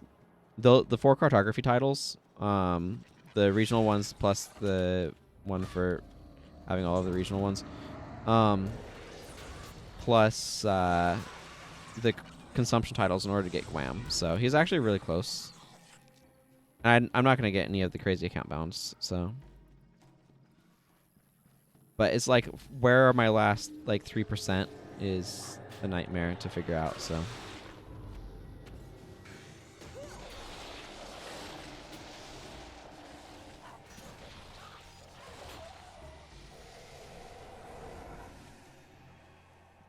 It's like, Shadow Meld is an interesting idea if it worked better.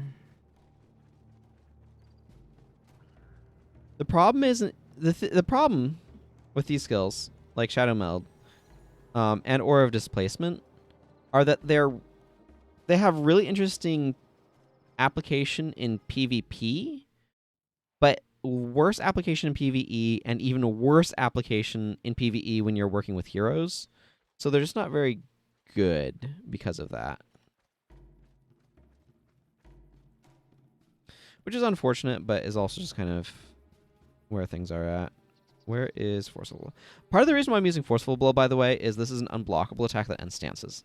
And I can get the 5 Adrenaline I need to use it off of To the Limit, so it lets me gain...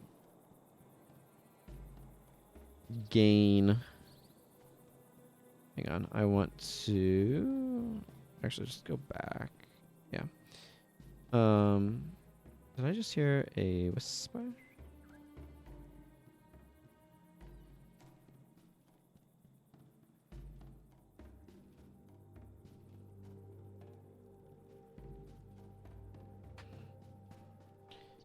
How long have I had this character? This character is 16 months. Okay, let's see. Anything else? Yeah, I wanted Light of Deliverance. That would be a good one to pick up as well. Okay, so Light of Deliverance. Where is this boss? Oh, it's kind of like in the middle. Okay, that's an awkward area.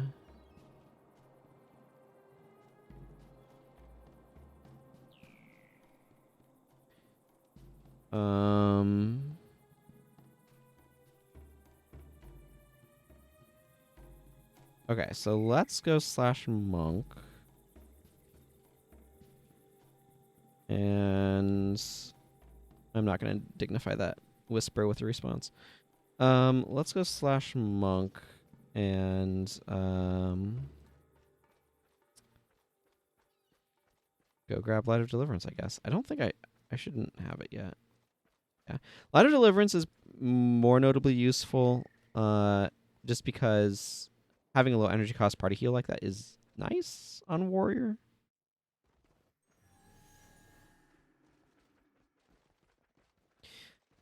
Doing these skill captures is giving me an opportunity to get a little bit of Sunspear rank.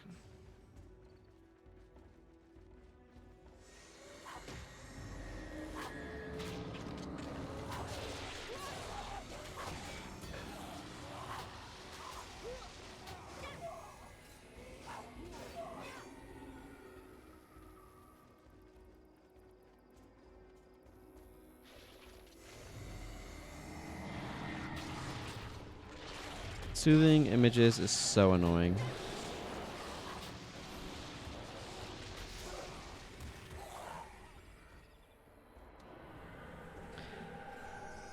Either that's a language I don't know or your hands are not aligned to the keyboard properly.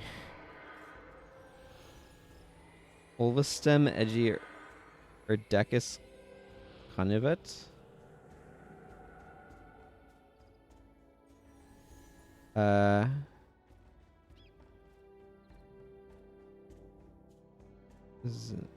I'm going to guess I just don't know that language. Were you in the wrong tab? I don't know. That's my best guess. Yeah, okay. That's kind of what I figured.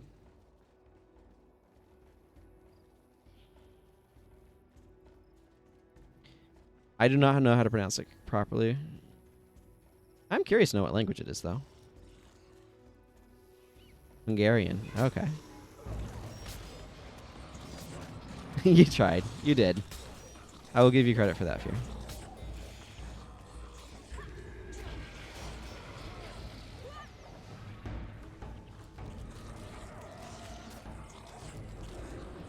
How does...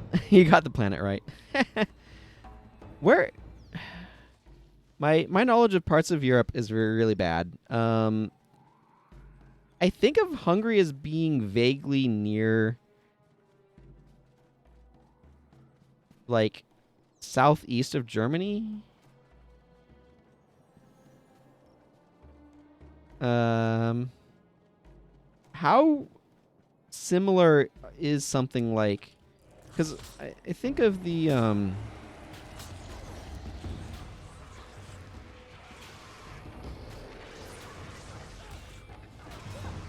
yeah, next to Austria and Slovakia. Yeah. So I think of, like, both Germany and Hungary having various relationships with Austria over the years. But, like, Hungary, in my mind, I associate more with the Ottoman Empire, geographically speaking. I don't know. I'm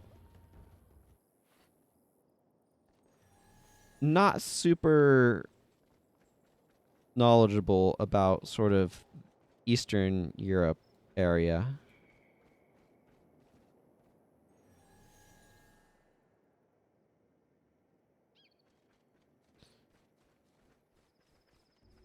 Okay, I was thinking so.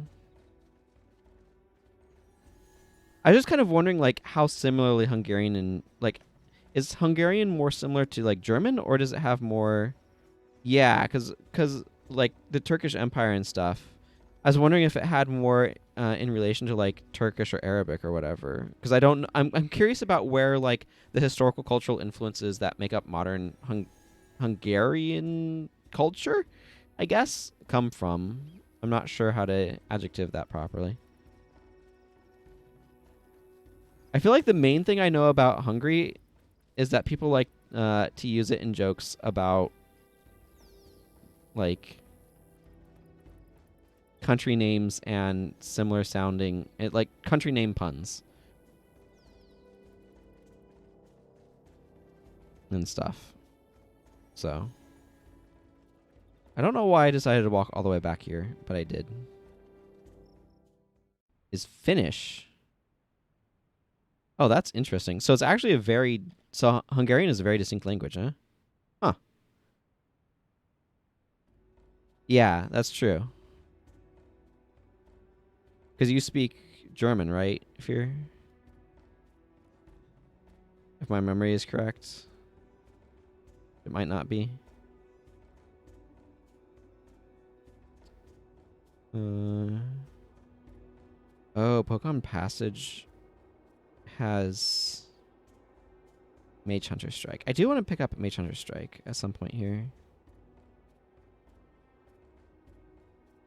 Okay, but that's the mission itself.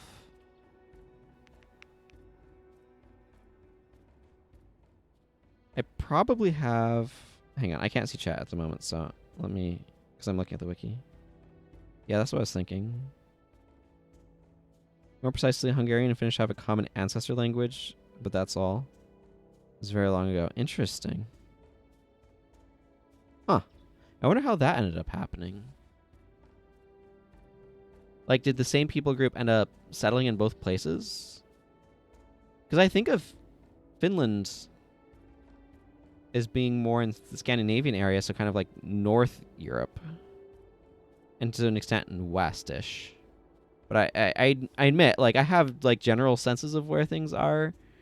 Of, like, North, West, and East and South Europe. But I don't have, like, great precision. Gotcha. That's neat.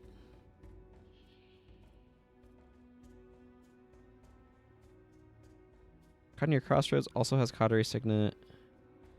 High Bluffs is Devastating Hammer. Oh, Defensive Anthem would be terrible for me to get. Floodplain of Macalon has Decapitate. Hidden Caltrops is not worth my time. Because it disables your non-assassin skills. Signet of Removal is actually worth picking up in Floodplains of Macalon, though. Okay, Dejarin Estate has... Wave of the Assassin's critical strikes, right?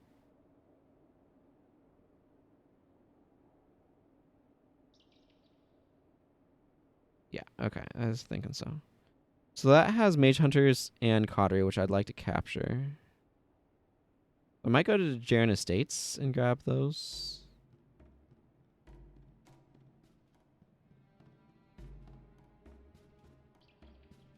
Um.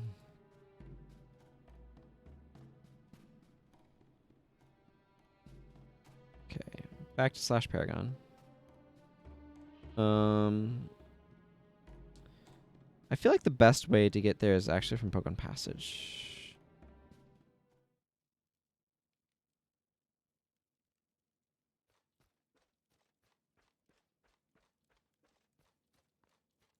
Part of this is like not doing a whole lot, but it's also just slowly working on that. I'm going to do these 2 captures, and I think I might try to actually do some of these quests that I have. Look at the Unpredictable.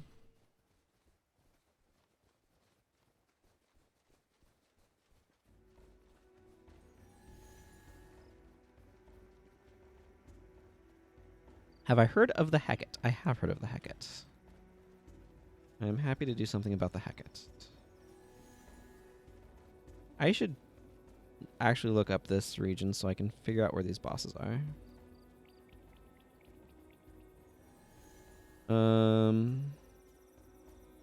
Okay, I'm going to probably need the Colonel and Corporal Lulu.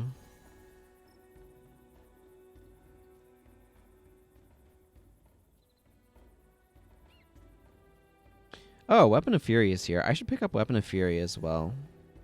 But that'll be later.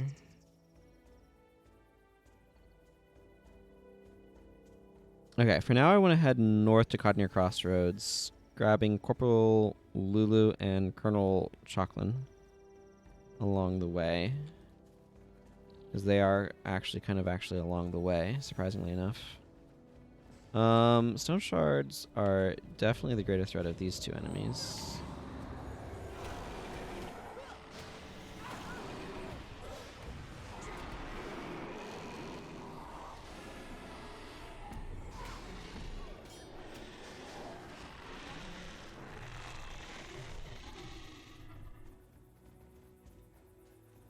Because Sandstorm is brutal. I am starting to feel kind of tired, everyone. But I was planning on going, what, like another hour and change? Roughly.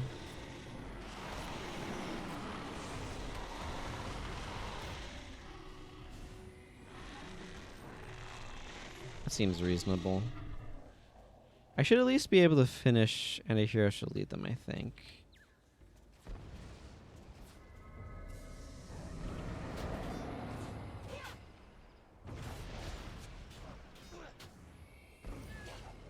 And maybe Venta Cemetery. Venta Cemetery will drop me off in Commandant. That's unappealing, I'll admit. Okay, now finding the Cornin military seems pretty good. I'm going to take out these 2 groups of Cornins over here.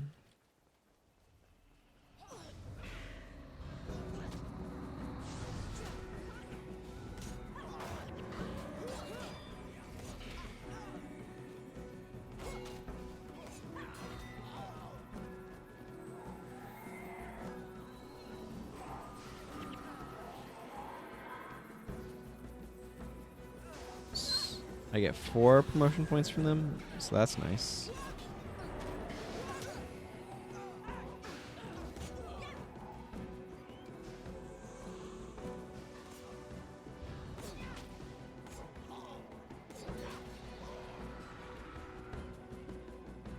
There we go. So Lulu should be up here, and the Corporal should be kind of more in the water.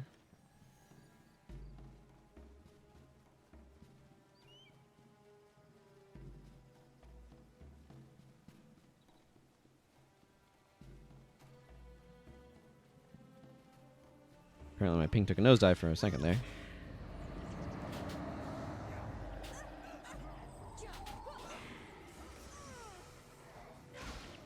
Archer Armor helps a lot against those physical attackers, or the higher armor Paragon and Warrior.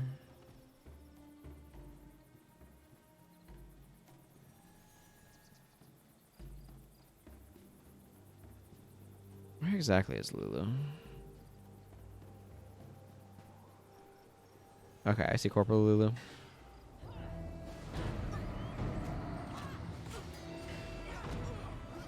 Weakness. Yeah, there's life sheath to get rid of it.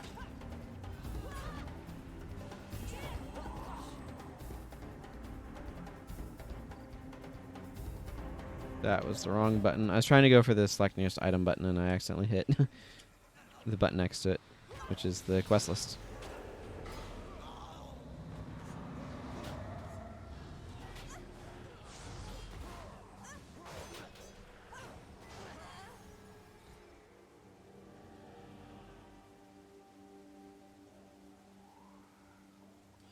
This is a good area to get massive over aggro. Let's take out this group. They seem to be a bit of a patrol. And I would prefer not to have a patrol wind up on my face.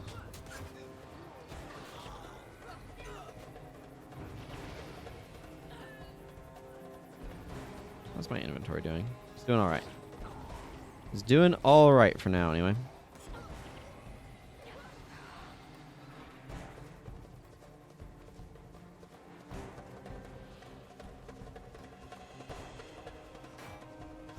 There's my arbalist, right? Yeah.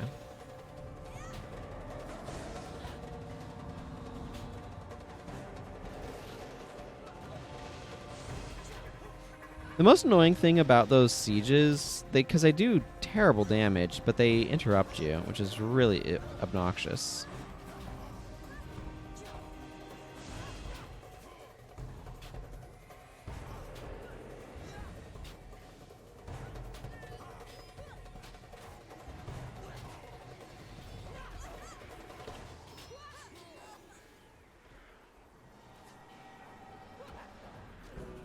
Cautery Signet is a really useful utility skill to have in certain missions, particularly the Abaddon's Gate mission, so I really wanted to grab it here for that reason alone.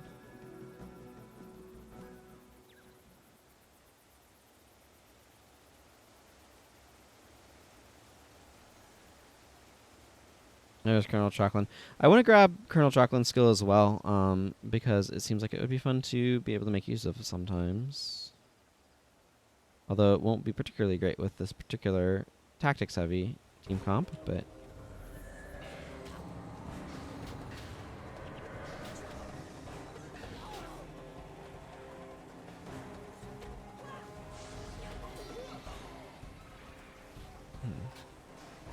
I can see it being particularly useful with Hammer. Just Mage Hunter Strike gives you additional... gives you a quick attack. And being able to do that would be very handy.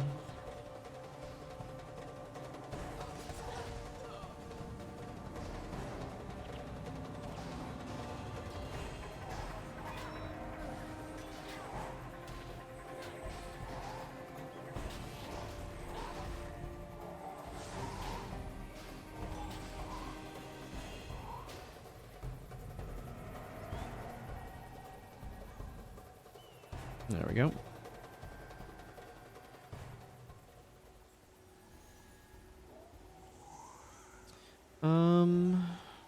I could head up to Cardinal Crossroads. I think I might actually cut down to Camp Hojanu, because there's a bunch of stuff down that way to go capture as well. But it actually kind of makes sense to me to go that way now. I should be able to cross over here and go down to it. That's a really large rock. It's interesting to me how many people will pop in, or will say on the Guild Wars Discord, discord.gg/GW, that they'd like a remake or a remaster of this game. Kind of like, I think they're thinking of the WoW Classic. I'm just not sure what that would be exactly. Like, I understand sort of the hope that it bring in new players, but it would also kind of fracture the player base. And I'm not sure what their end goal with it would be. Like, are you wanting a Guild Wars 1 with better graphics, or like what? Like, where is the end goal of that? I don't know the answer to that question. I'm just kind of, I find it an interesting thing that people say that they want, and I'm not quite sure what it is they're looking for.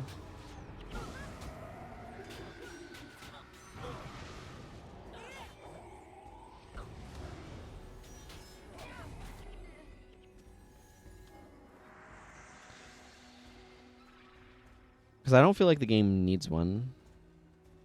Yeah, like I can absolutely see that. I think, like, I'd be more interested in more games in the style of Guild Wars 1. Like a proper sequel, though, rather than, because Guild Wars 1 is still here.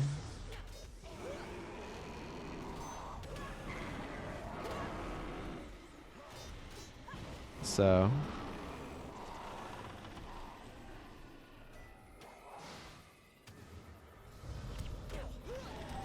it feels like, because I would love balance patches and stuff too, but it just, I don't know. It feels like a bit of an odd request to me. If anybody has any sort of, if you were one of the people who are like, I would really like a Guild Wars remastered, let me know why in the comments of the VOD or in the chat.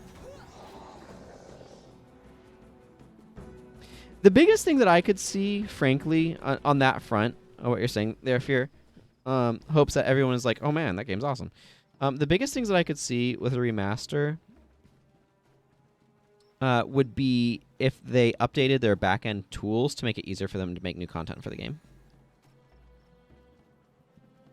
Yeah, I feel like the models are in pretty good state. There's a number of things that I would like different with the graphics engine. Chief among them is stuff with the culling algorithm, but also the transparencies. You can see it in some of the grasses here if I get the angle correct with them, where it just looks atrocious. Because what's going on is the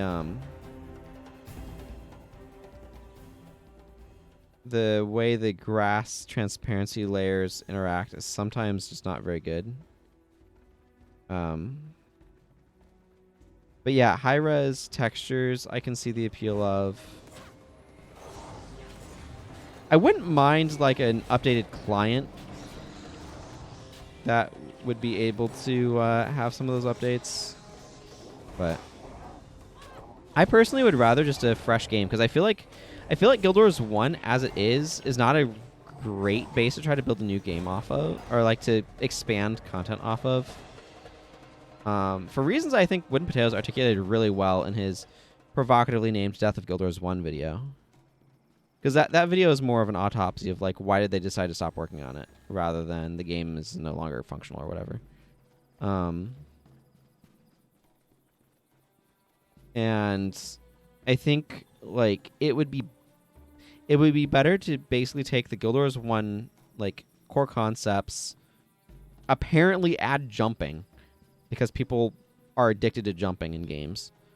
And then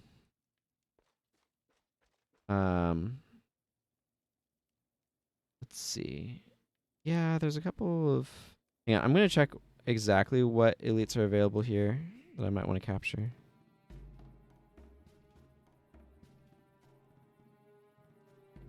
Cuz there's like, this is one of those maps. This is the mineral springs of Ilona.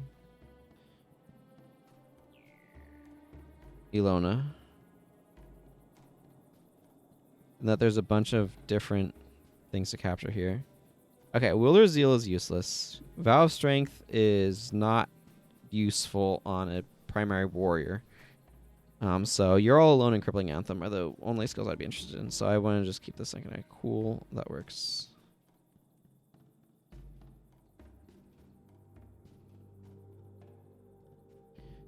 Another 2 segments of capture, please. And I shouldn't have any of the wonky stuff that'll mess us up, so.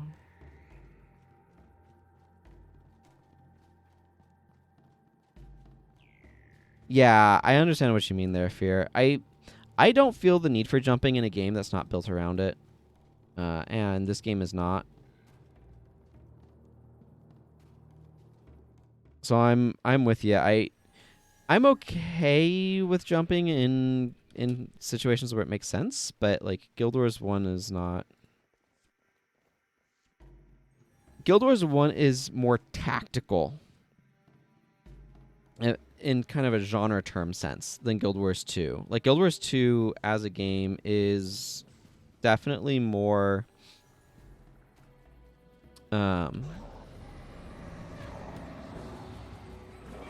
a more active, and like Guild Wars 1 is almost a real-time tactics game.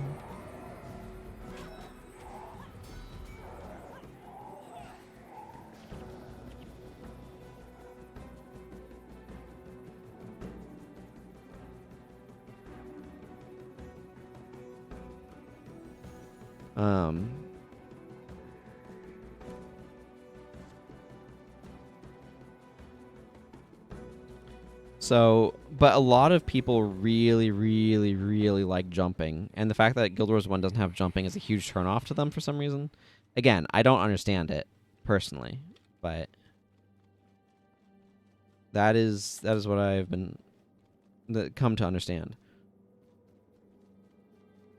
But I feel like you take the Guild Wars 1 system and you just start fresh. I think that would be better than trying to expand Guild Wars 1 itself, just because there's a huge body of stuff that you're kind of entering into.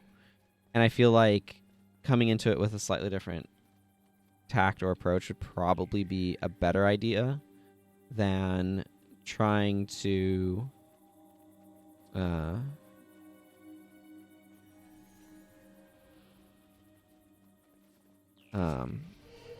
yeah, coming into it fresh, I think makes a lot of sense. Yeah, and I like both of those things. Or well, I'm ambivalent about the no jumping. It has benefits. Like no jumping affects how you can do level design, and I don't have a strong opinion on it. But levels, I can give you huge rants about how I feel about levels. My basic, the short version of the rant is that I don't care about leveling up in games by itself. Like, to me, leveling up is pointless by itself. And what I mean by that is for levels, because what ends up fundamentally happening with levels, and I think part of why people like them, but what ends up happening with levels is if all the level really does is give you stronger stats, then it is a pointless system in my eyes. And the positive of levels that people like is that it makes you more powerful over time, which you can then experience being more powerful by fighting weaker enemies, or like enemies that used to be strong that are now weak in relative to you, and you get kind of like that power, like the sense of being powerful, and that is nice. I will absolutely grant you. But that also means that those enemies are no longer dangerous, so it kind of decreases gameplay value of them, if that makes sense. If levels are doing something else that actually changes how you're playing the game, and not just like giving you a pile of stats, then they're a lot more compelling to me. Otherwise, it just feels like something that you're kind of grinding up. Like, Guild Wars 2 has 80 levels, but those levels are just as meaningful as Guild Wars 1's Guild Wars 1's 20 levels. Like, I can see a sense of progression. I think the problem is I would want levels to feel like they're actually really meaningful. Like, they work for me in Dark Souls, right? Because the way levels are obtained in that game works fine for me in like the Dark Souls games, where each level is like both a little and a lot and meaningful, and you can get multiple at once and stuff, and you have a lot of agency about how you're developing your build. Because like I think level stuff is interesting if it affects how you play the game, right? And so and not just increasing like stats. And so it has to either your stats have to be somehow meaningful in and of themselves, which is what Dark Souls does, where it's not just how strong your stuff is. It's not just how much HP you have, how much defense you have, what weapons you can, like, how much damage you deal with your weapons, but it's also like what weapons you can wield and what stuff you can actually use effectively and things like that. And you have agency about choosing what you're leveling, so you're directing that process, which also has the... Actually, I think I want to go through here, which gives you also the... because you're active in choosing that process and how you're developing, it has the added benefit of meaning that you're very intentionally developing your character. And I can see something like that working in a random sense as well, where it's like, oh, this character's random development means that they're better off doing thing X rather than thing Y, where it's kind of directing how you play and it's changing how you play. But when it's just, I grow all of my stats by 5%, or whatever, that to me is not compelling. So I actually, like, Guild Wars 1 still has use for experience past, level 20 in terms of skill points, and that expands your capability because it lets you buy more skills, right? And that makes it meaningful in a way that I like. But to me, like, there's games where leveling I enjoy, and like Pokemon, it works really well. And part of that is because you have different Pokemon leveling at different points in time and getting like non-stat benefits at different times, whether that's evolutions or skills that they're learning, right? Yeah, I'll take a 5-second cripple duration off of that. That's not bad.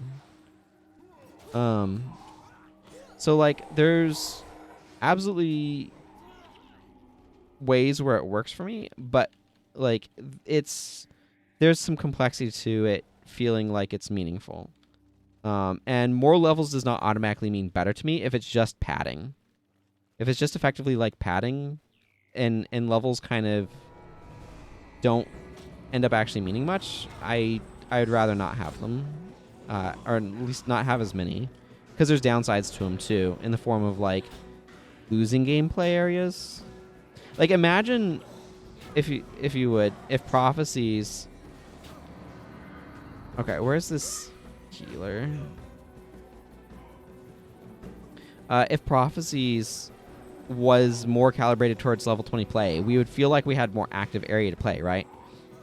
And the fact that so much of it is calibrated towards lower, like mid levels, like teens and stuff, makes it feel like you don't have as much prophecies to play. And like Guild Wars... Oh, this guy is dangerous. Guild Wars 2 gets around that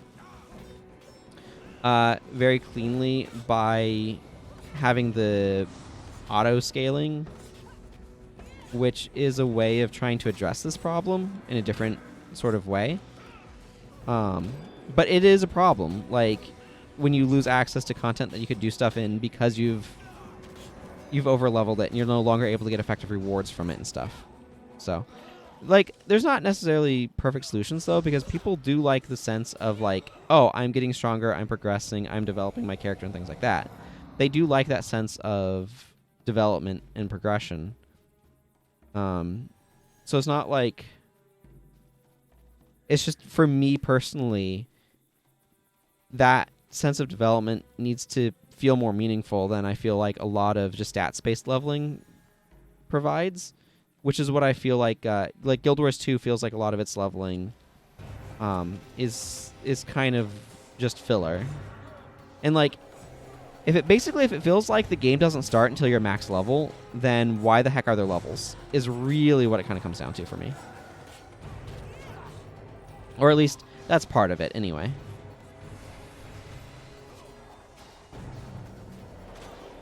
And maybe the leveling process is actually fun, but that's another matter entirely. And that's not... The game doesn't really start until you're max level, right? The game can start before you're max level. I need to keep an eye out for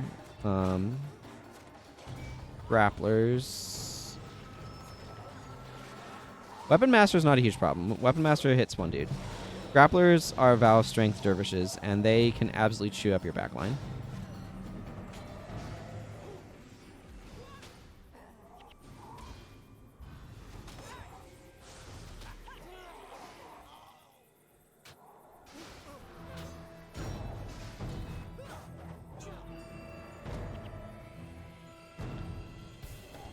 Do I care about this gold doubloon enough to try to pick it up? The thing is, I can move a bunch of this trash over here for now and create space to pick this stuff up, so I'm going to.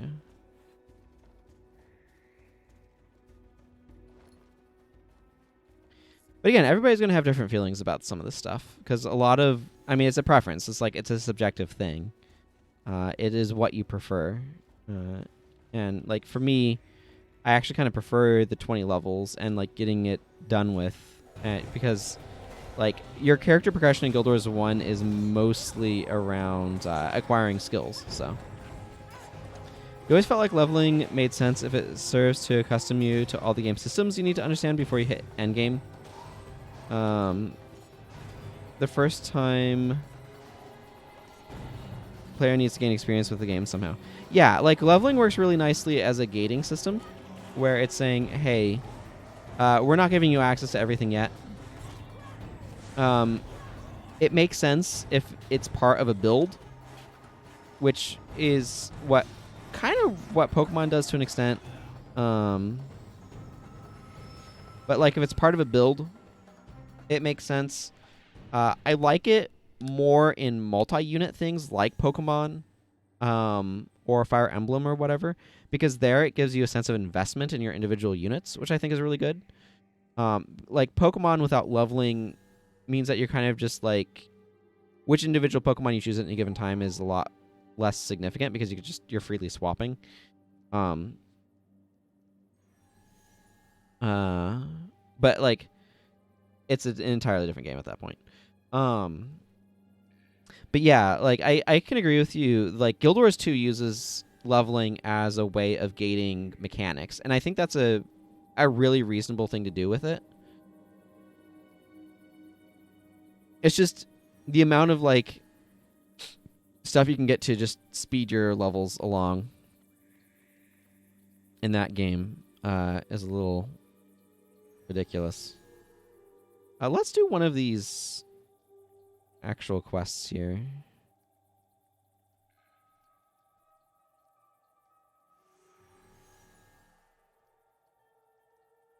Sunward Marches.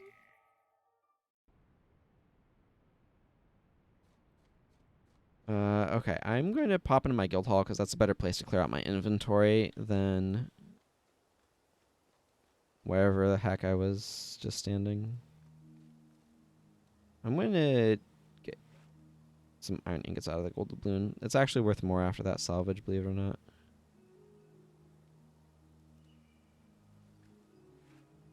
Undertaker's Attunement. I do like Undertakers. I don't know if it has value right now or not, but that's so low value it probably is worth more.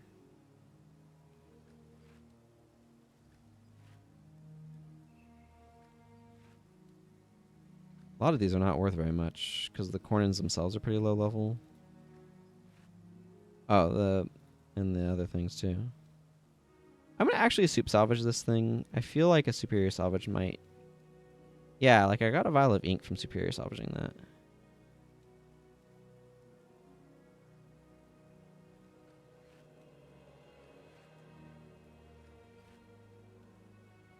Ooh, got the rare 5 in there. What is Undertaker's right now? 480. Okay, that doesn't surprise me. The question is, do I want to hang on to the Undertakers? What's Attunement? Attunement has some value, so I'm definitely better off salvaging both of these out of here. The armor itself is worth so pitifully little. I think I'm going to hang on to this Undertaker's. Or I should actually check.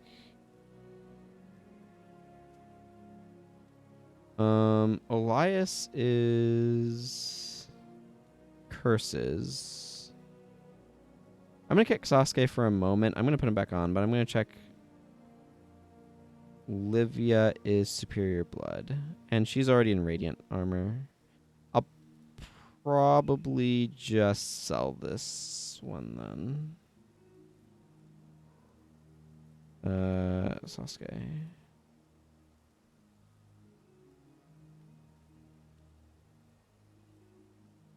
I'll probably buy another one at some point in time in the future, but for now I'm okay with this. Tribal blades often have granite in them for some reason. I don't know why. I find it vaguely perplexing.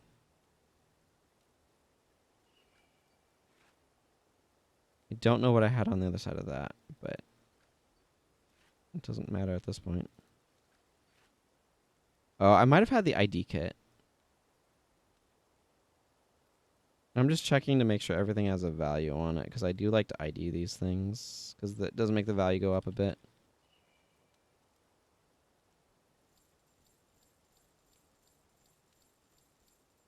That key was nice for money.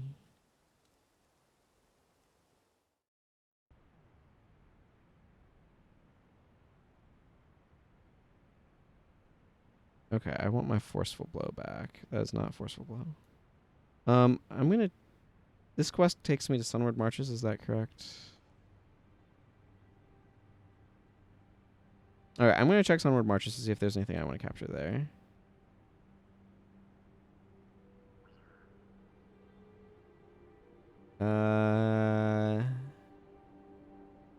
I probably have everything. It has Reaper's Sweep. I could capture Reaper's Sweep here, but I can also capture Reaper's Sweep in Eye of the North. I think I have Crippling Slash already. Yes, I do. Also, this character is not really scythe-oriented. I don't think she even has a scythe. Yeah, there's no reason to capture a Reaper's Sweep, so... nothing for me to get there, then, it looks like. That's cool. I will figure out what goes into my bar, then.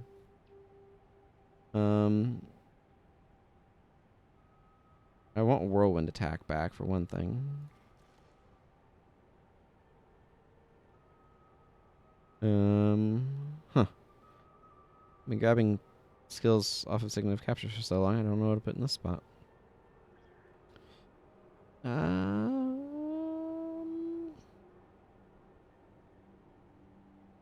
None Shall Pass is fine.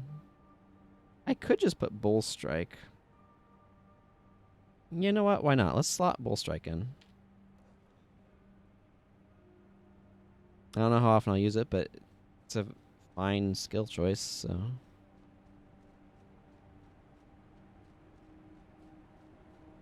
Ooh, almost have enough for another skill point. That's exciting.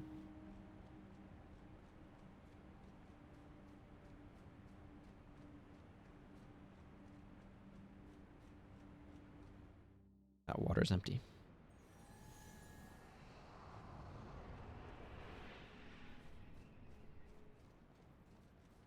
Does Dunkor have another quest for me? Oh. Okay, I want to do the...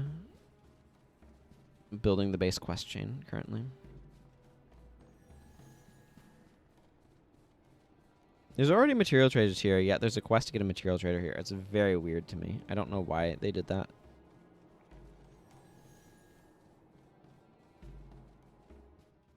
Good old Sunspear Dervish. I feel like my head is a little bit low in the webcam compared to normal, but I don't know if that's true or not.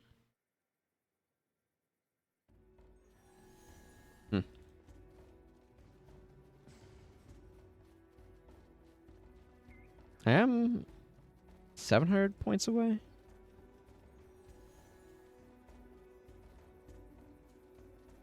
If I did all of the Easton quests, I would probably be a lot closer. But, you know, it's fine.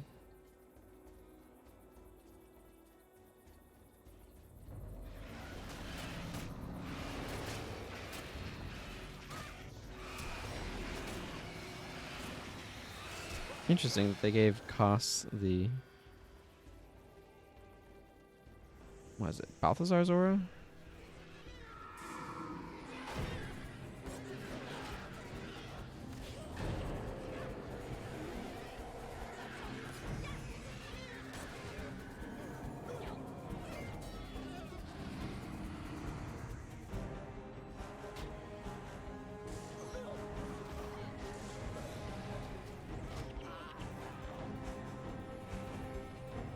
There we go. Clear that out.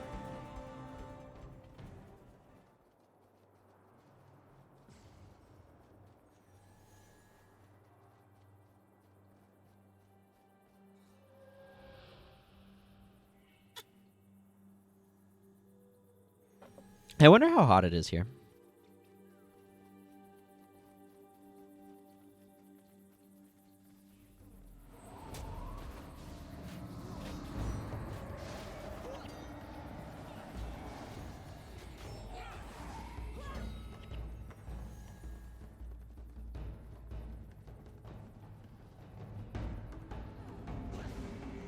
Haha.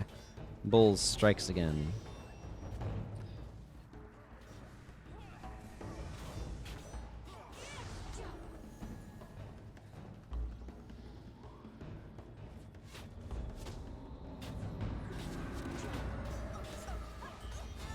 This is a lot of melee. I think most people do not play with 3 melee characters.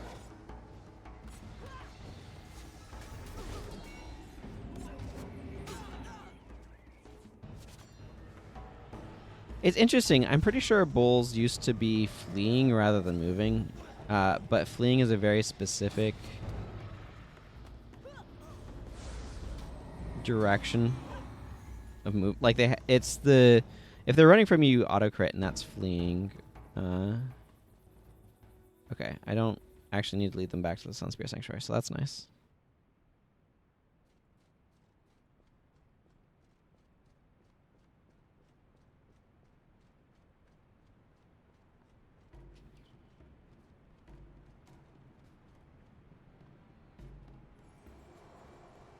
Okay, I think I need to go back to... Why are these corner quests so low? Like in the quest log. I don't know what leads to that ordering.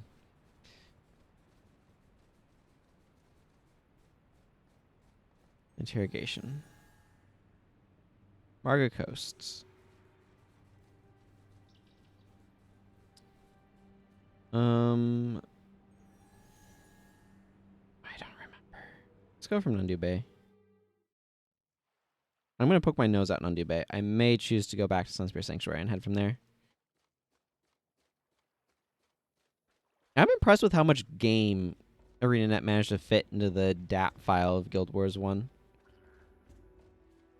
It's kind of impressive. Guild Wars 2 is huge at this point. In terms of, like, space requirements. Okay, I can go from here pretty easily. Oop.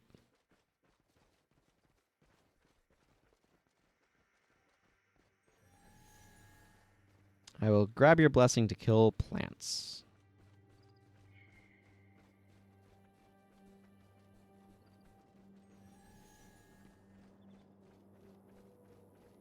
And then promptly kill some bugs. Because that's what's actually in the way here.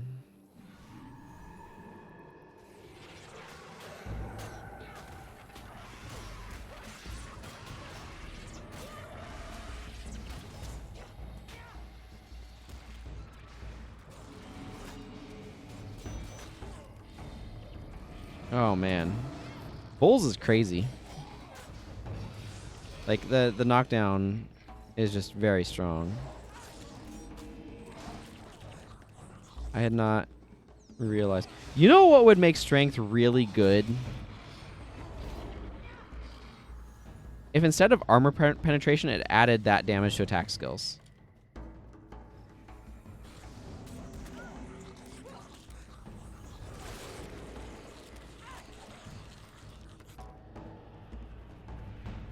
I mean, the armor penetration is nice, don't get me wrong, but, like, plus 16 or plus, like, 8 damage to an attack skill seems like it's probably better than 8% armor penetration on attack skills.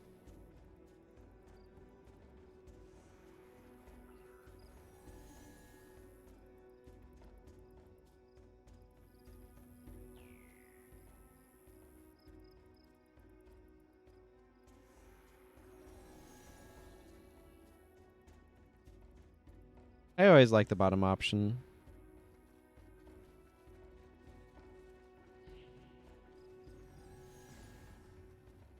I don't know. He cooperated. I feel the thing that's really really bleak about Nightfall is a lot of the people here. Oh my goodness, this is so freaking many bowmen. This is obnoxious.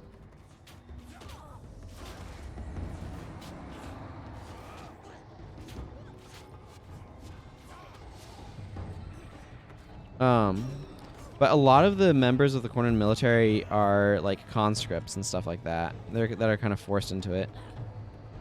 That may not actually believe in Varish's ideals or things like that.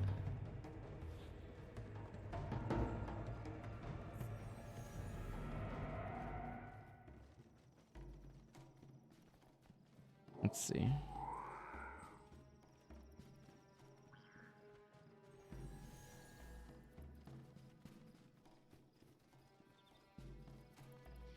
Like it is Nightfall is really, really bleak as a campaign in a lot of regards. Oh, right here's the transparency thing that I was talking about with the grass, by the way. You can see where the tops of this grass, the way the transparency layers and rendering and everything works, they're getting the sky box behind the grass rather than the other bits of grass. And I don't know what specifically leads to that, but that's in some sort of alpha rendering issue. Some sort of issue with that. I don't know why these other grasses are not causing those problems in between their tendrils. It might be that these are models rather than like flat planes. Right? You see what I'm saying? Like these are planes. It's specifically an issue going into the skybox too.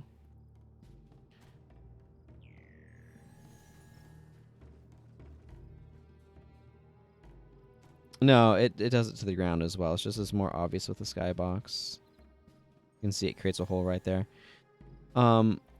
It's possible that it has to do with these are just like planes with grass textures on them that have transparency that's having the render issue, where it's not getting like other like doodads or objects or whatever you want to call them. Whereas these are actually probably more 3D models, although some of this could be just simple planes with transparent textures on them. So I don't know what specifically, yeah, like this, it looks like that's the case for this. So I'm not sure what causes the issues with some things and not with others. It's very, very weird. Like, it could be some sort of render order issue as well. I have no idea. I legitimately don't. I'm really curious about why it happens, and it's one of those, like, small things that would be really nice to have fixed, but it's also not, like, critical. It doesn't ruin the experience for me or anything.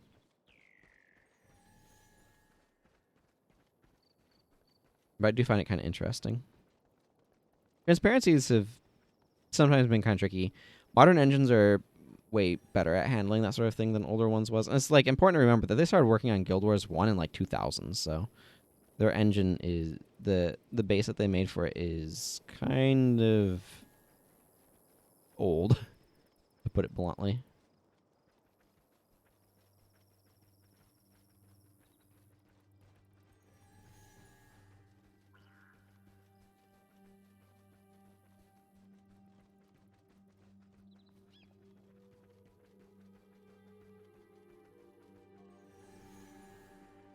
Okay, since I need to see Lanai for my reward, rather than walking in this portal, I'm going to just fast travel to Sunspear Sanctuary, since that'll more likely put me in a better position to actually go to Lanai, rather than having to walk all the way in.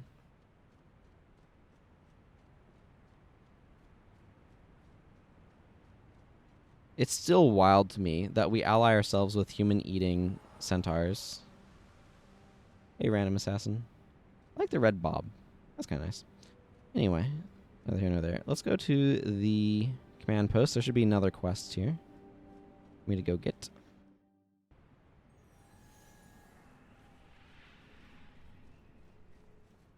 Interesting that this Dunkoro is level 6. Sunward Marches. Again. Sounds good. Wait, no. We were in a different one before, weren't we? No, Sunward Marches. That heads back into the command. The Sunspear Sanctuary. I don't know. I was getting myself confused. Interesting. hang on. I want to check something out here. I also need to remember I can use Drunken Master in this map. So this person sells armor, so I can get like Sunspear armor and Astani armor and stuff here. And then there's the armorer who sells elite Sunspear. Okay. Oh. I like the stuff pretty well, which is why I have it on my other warrior, Lillian. So I don't need to overlap their armor sets. She has regular Sunspear, but I like the general style of it.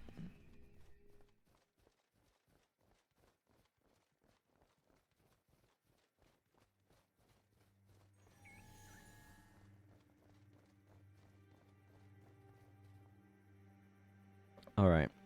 Where are we going? Going over there? Yeah, that's right. I remember this one. Was it monsters? Well, I don't know what counts for that. These Mirage Abogas are definitely monsters. Friggin' getting me with the good thing about Soothing Images is it is, while it's an AoE hex that prevents you from gaining adrenaline, which is brutal, it is technically also 15 energy. So while it does have a short recharge, it is very expensive and hard to spam. Or relatively expensive, particularly for Mesmer spells.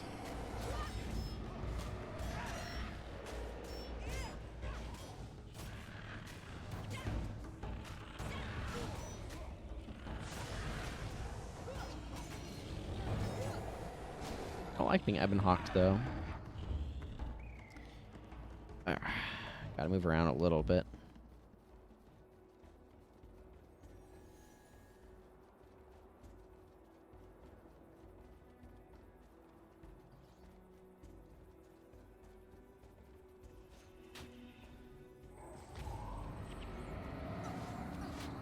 How do streams at this sort of hour work for y'all, anyway?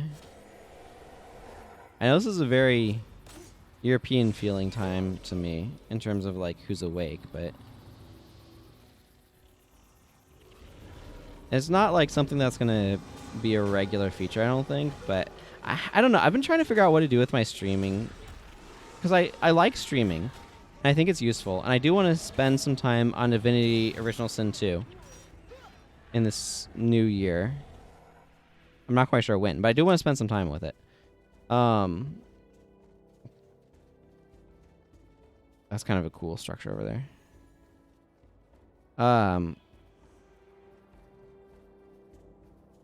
What now?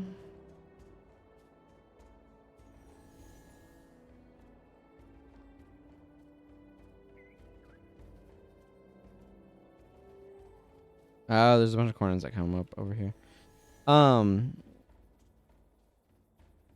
So like the streaming is, I enjoy it. I enjoy interacting with people. I enjoy connecting with people and whatnot. But I'm also trying to figure out like what's the best use of my time and how to like fit it in and stuff, and like because there's some potential that I'll be able to do maybe some in-person social activities on Saturdays, which makes that kind of an awkward day. But like Monday works better as a day off for me. It's just like trying to figure out life schedules is rough at times because there's just different things that want to occupy the same time for good reasons.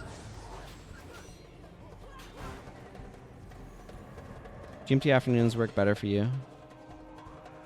Yeah, it makes sense. Let's see. I need to do some mental math here. So GMT afternoon. So GMT noon is that 8 p.m. my time? I'm at GMT minus 8. No, so that's morning. Wait. I'm getting myself confused here. So if it's noon my time, it's 8 p.m. your time. Yeah, that's like right in the middle of when I tend to sleep, I think. Unfortunately. These days I've been going to bed at like 4 a.m. and waking up at like noon, which I think is like noon to 8 p.m. at GMT.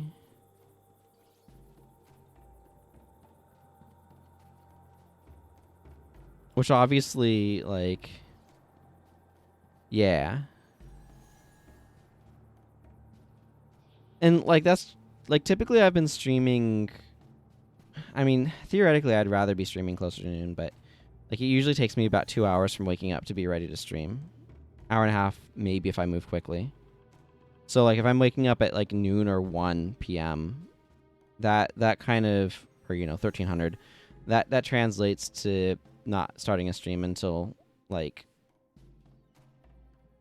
1:30 to 3 p.m. sort of thing. So, was that like 1330 to 1500? I don't know which y'all are on 24-hour time or not. But my point with all of it is that, like, that's definitely evening to night. So, to nighttime, not tonight. I don't. Anyway,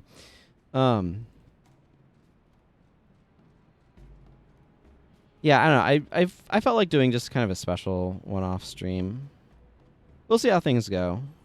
I'm not sure what a good, like, streaming schedule for being consistent, like, consistently doing stuff will be for me, sort of long term, because I do want to keep streaming, and I want to be at a time where, like, people who have been longtime supporters are able to watch. That's important to me. And just trying to figure out different competing priorities is tricky. Because I also want to have, like, social groups that I'm interacting with more than I have been. So figuring out, and, like, I also don't like breaking up my work week. Like, I'd rather stream at the beginning or end, and Monday's work is a better day for being, like, an off day for interacting with family because my sister's off work then, and I don't know. So many, like, random conflicts. I don't know why I'm going over to these merchants to sell this corn and tunic, but I am.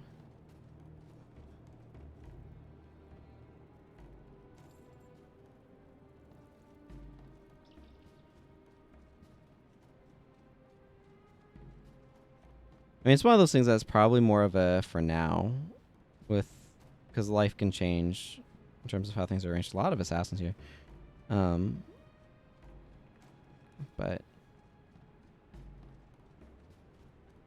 I don't know. I kind of like Saturday afternoons, like my afternoons as a stream time. Does Dunkoro give me some additional building the base? I could do this quest. Where am I at for Sunspear Commander? I need basically 250 points, roughly.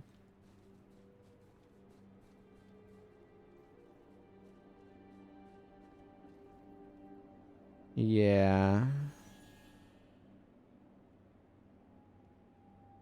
And then he has this one about an elixir of strength. This one's really weird too. Lonnie doesn't have a quest right now.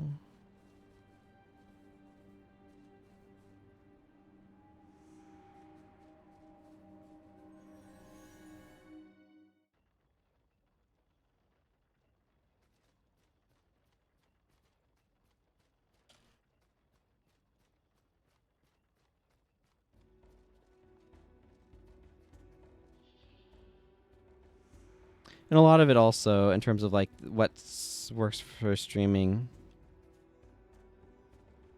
Where do I need to go for this barber store?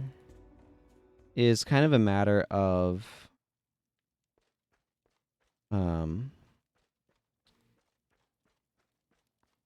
what sort of stuff materializes as, like, social events and when do they tend to be and things like that.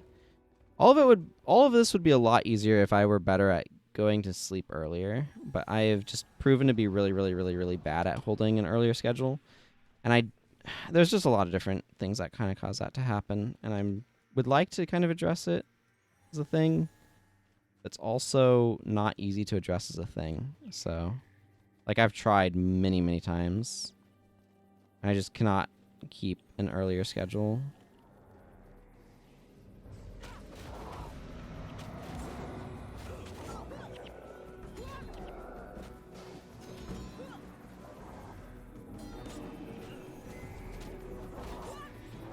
Steady stance, eh? Countering my bulls, I see.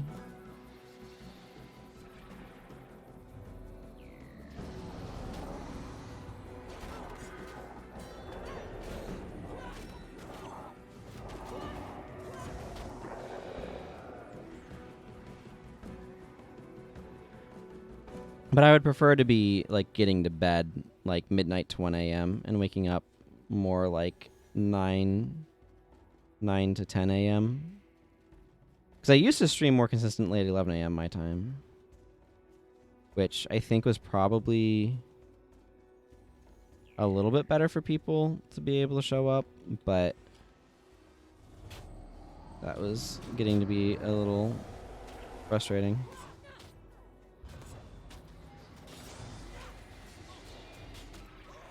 I don't know. We all got to make decisions about what we're doing, eh? I definitely appreciate everybody who does show up. I am grateful. Whether you're active in chat or lurking.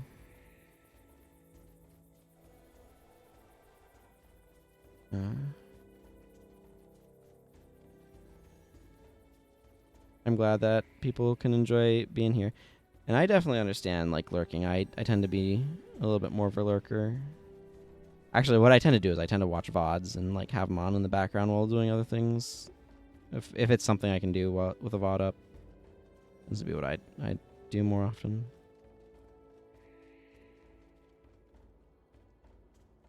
I think we're going to aggro this group regardless of whether or not I want to.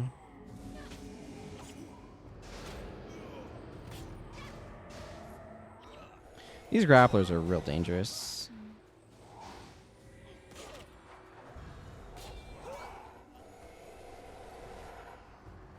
The grapplers, I said this before, but they have Vow Strength, so they'll just run up into your party and just pump out tons of damage.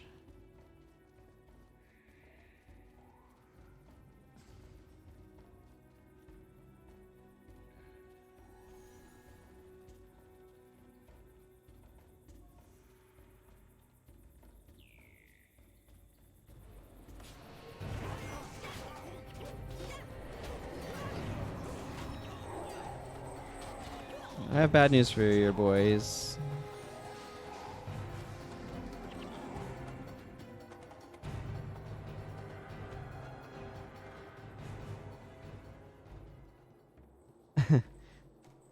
Yeah. Interesting.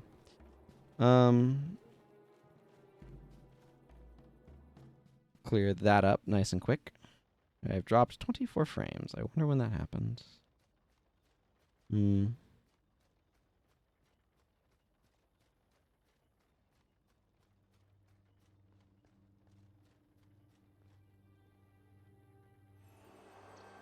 It's the follow-up. Oh, this one's a strong one. Well, Sunspear, I must say my disdain for you is somewhat tempered by the opportunity you have presented to return to me that which was, shall we say, appropriated by the current ruler of Korna.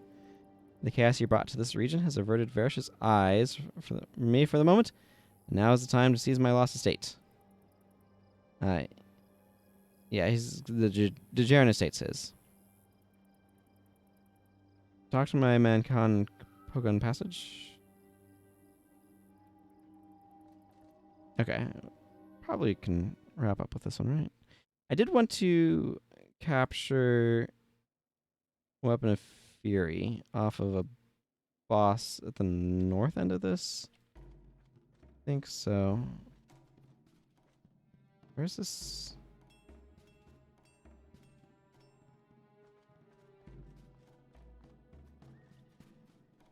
Where's this guy I need to talk to?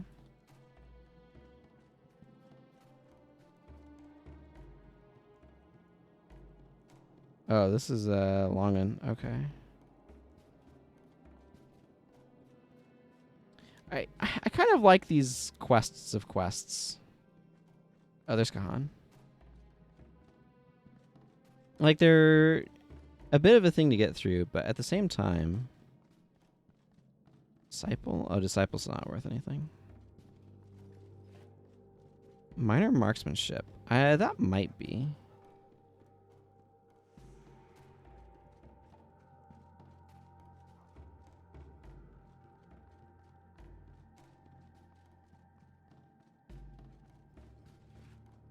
69 gold, eh? Nice. Wouldn't mind it to be worth more, though. People like rangers. Like, ranger heroes aren't popular, but people like to play rangers.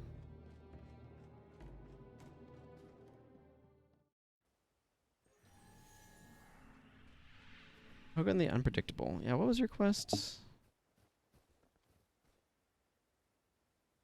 They whisked her away in the middle of the night.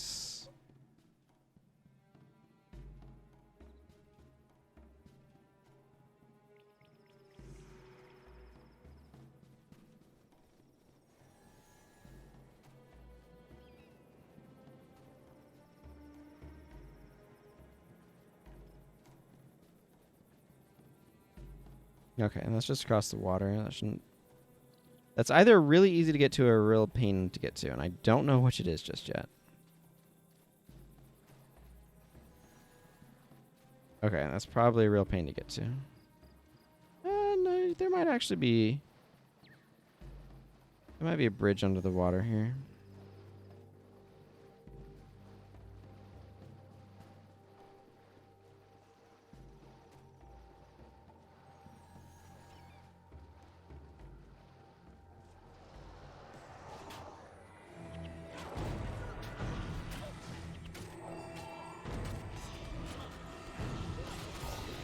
What is interrupting all my things?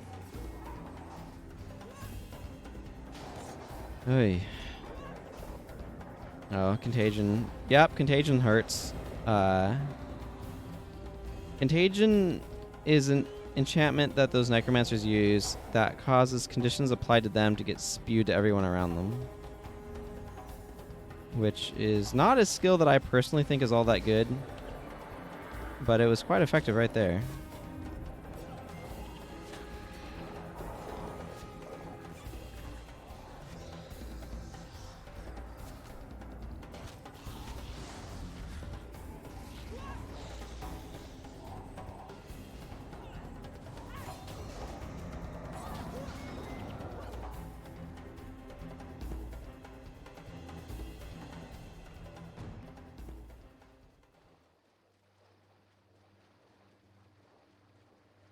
Yeah, this is Kasa's sister, I believe. Alonso de Jaren.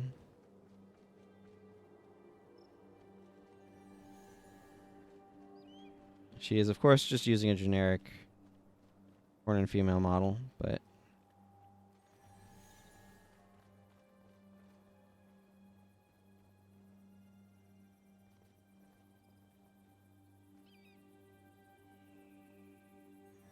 Ah, yes, we're Hogan's Heroes. That is an old reference.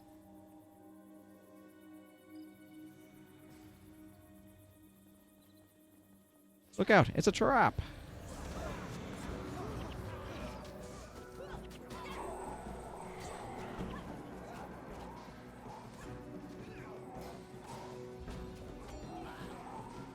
I think part of what's going on is,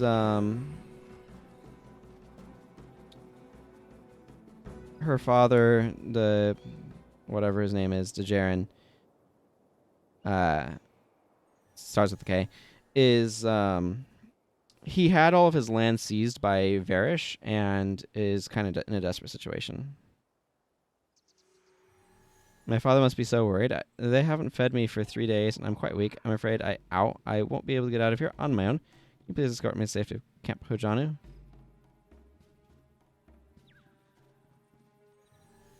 Okay, I can escort you there. Past all of the Hecate. Come on, ping. Please recover. You have recovered. People have been talking about having a lot of lag spikes in the game because of the amount of server usage that's happening thanks to the Winter's Day. People are playing for Candy Cane Shards, the 9 rings, the Divine Rings, or whatever they call them.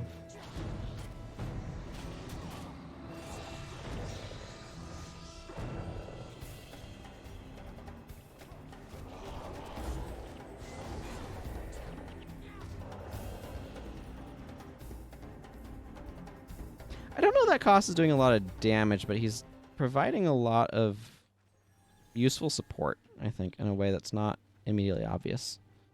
Like, crippling and bleeding enemies is actually really, really handy. And applying a deep wound is good. I don't know what I hit for 100 damage in there.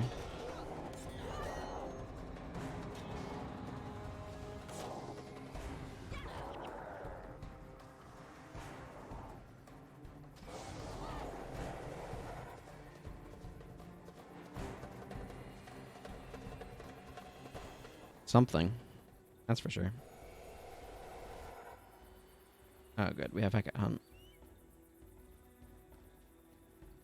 Man, Tyria would be an absolutely miserable place to live with just the sheer amount of wild monsters that are going to kill you.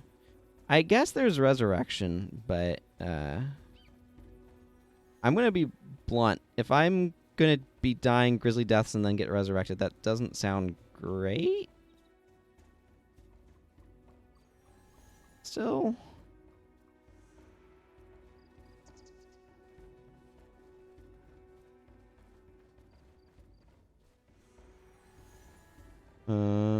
Okay, so the young lady vanishes. I need to do estate planning.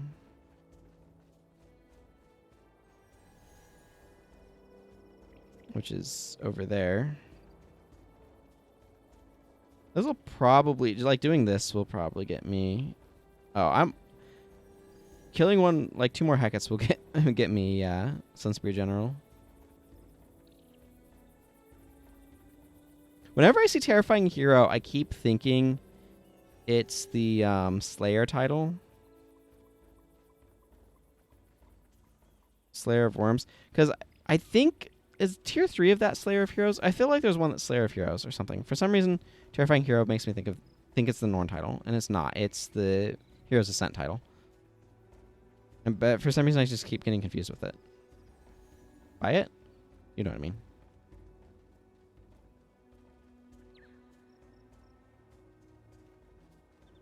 What's the best way to get through here? I don't think I can just walk across that. I think I would need to... Well, we're fighting these guys regardless.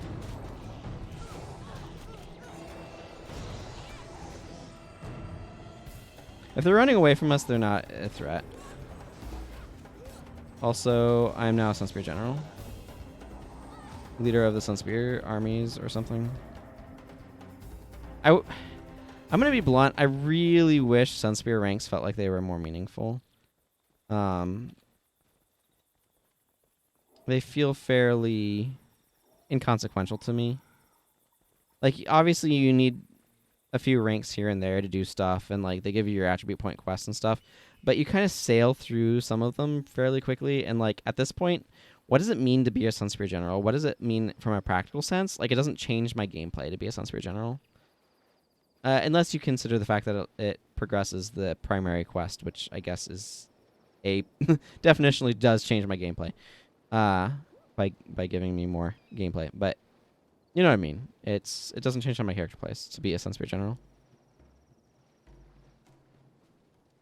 So like I like the idea of ranking up the Sunspears, but it also doesn't like practically seem to mean much.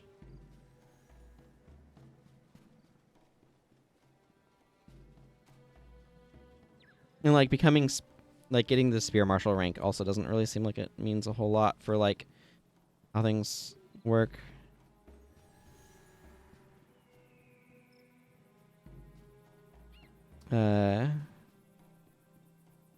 You are a Cornin, Quadju. I hate to disappoint you in this, but it would be more appropriate to say the military.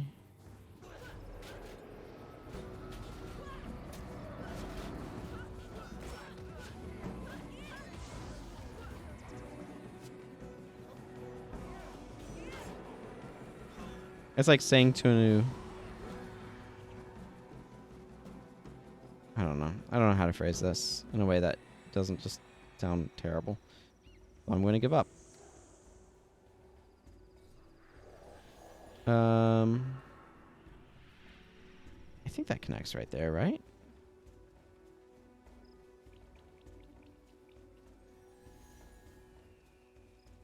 You're talking about something. Your father and sister petition to restore the state to its former glory.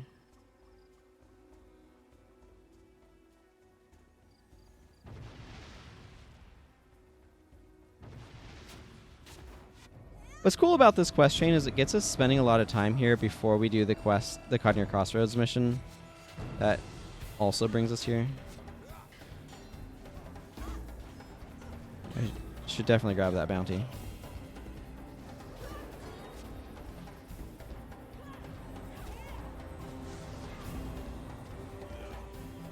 Fruitcake. Fruitcake. Okay.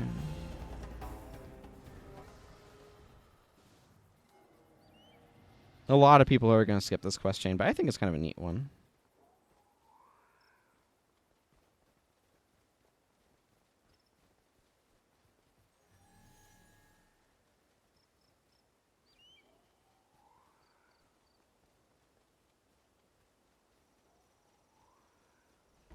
I don't know how long the rest of this question is. I need to find the other parts. This part of it.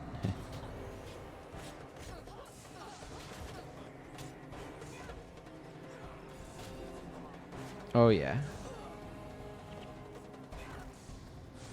Agalai Sasuke does good work. I'm fairly happy with how much damage he's been outputting. And these zealots actually really do not like Elias. Elias is destroying those zealots with Desecrate and Defile enchantments because they stack several enchantments up. So they'll take a bunch of damage from those two spells.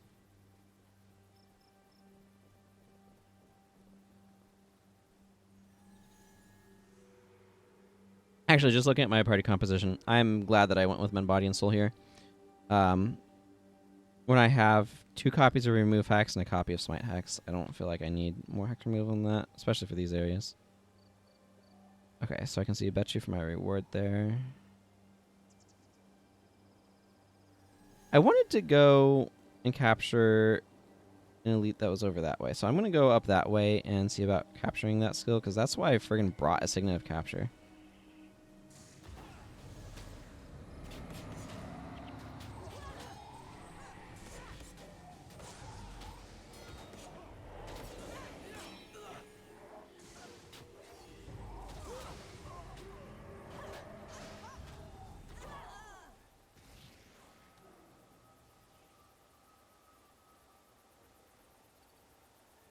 Kind of like this area. I don't know, like Ilona has the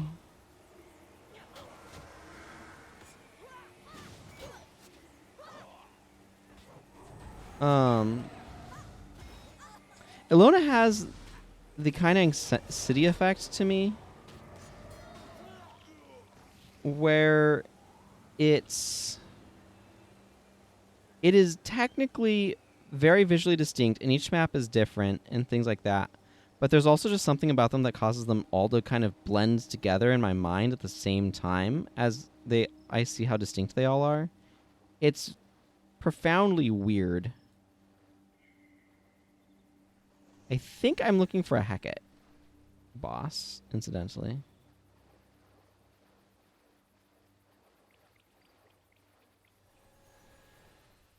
Hang on, I'm going to double check the location. Dejarin Estates. Oh, that's the Flippin' and Macalon.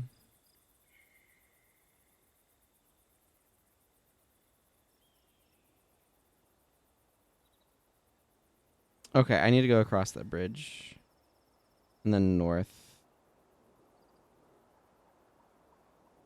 That bridge there specifically. I think I'm going to go across that one too, but I'm not going to... I don't know. It'd be kind of nice to have Codnir Crossroads on my map, but I also don't feel like really bothering to get it on my... The heck are you doing over here, Master of Whispers and Deja? You're ages away.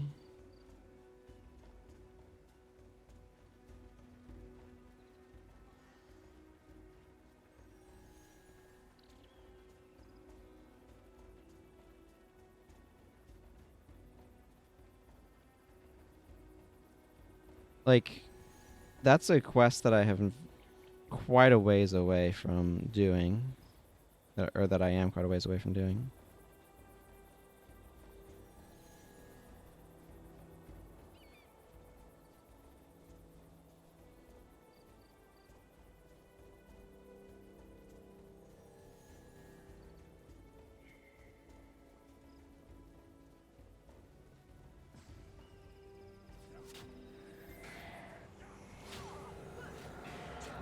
I wonder how quickly cost builds up.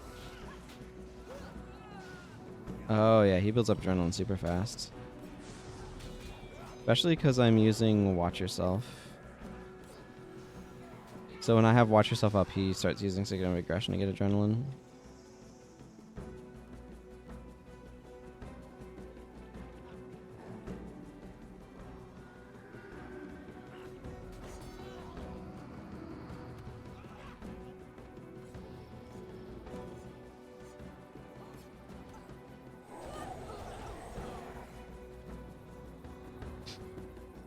Alright, I need to cross that bridge, and then it looks like I need to go north up into this area-ish. It's got a lot of details on the map that aren't on this map. Is the best way to describe it.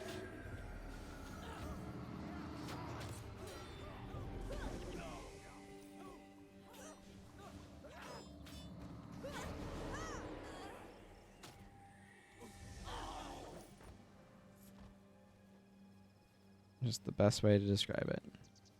Oh, yeah, Major JR is over here, of course. I probably could have stopped in the crossroads and come over this way, but whatever. I made my choices. Actually, I may go to the crossroad after going to get this skill capture, though.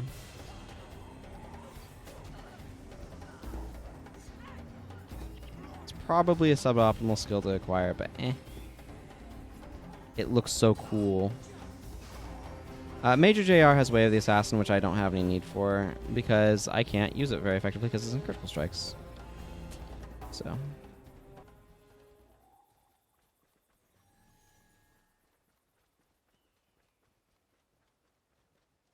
I kind of want to finish this Jaren Estate quest and then turn on the other quests. Or, not turn on the other quest. I'm not going to do it. Any hero should lead them, but I can now do it. Because I think that's the one that takes us to...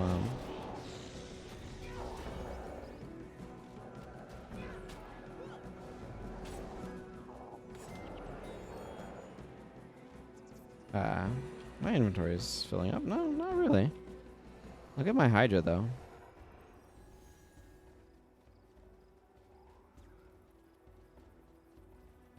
I don't know why this boss is all the way up here, but here we are.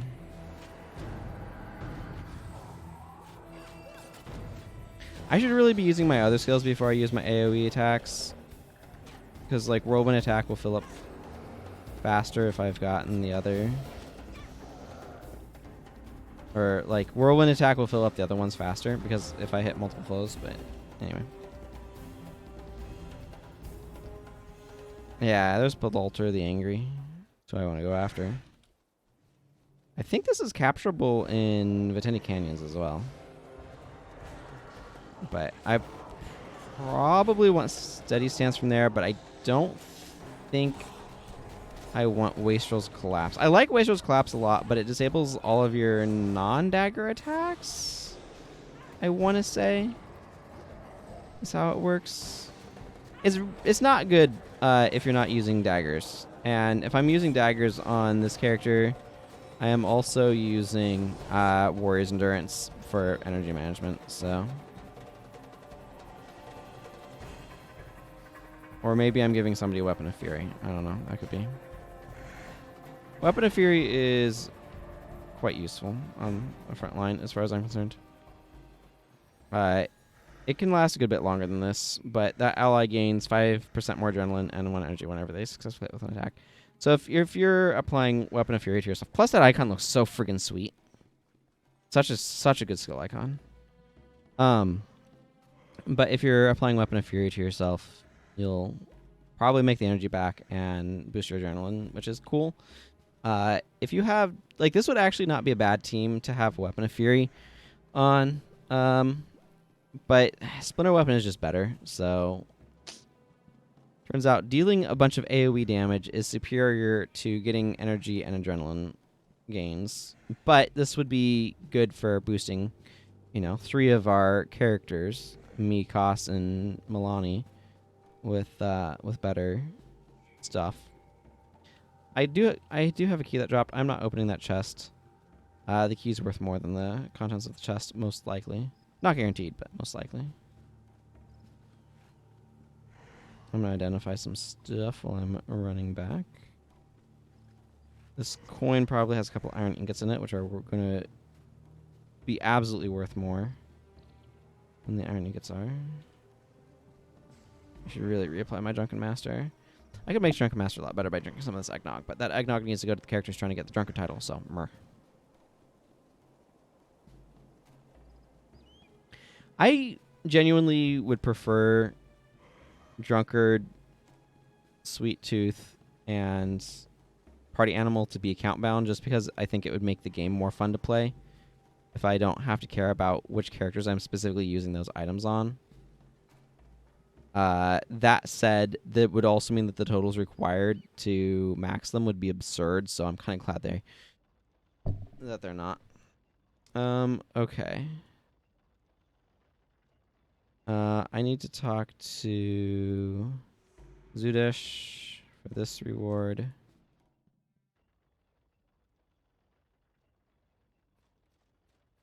Who behind me? I got a little confused about the geography here.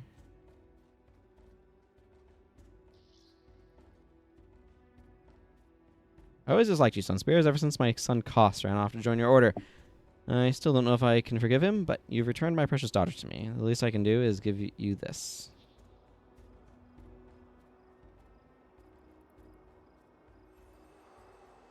Yep. He is happy about that one. Yeah, so that lets me get everybody out.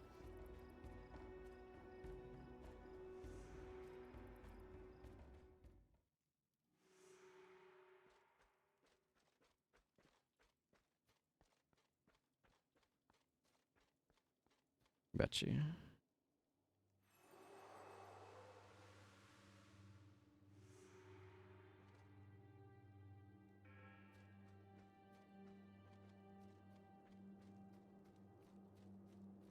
Hey, Vada.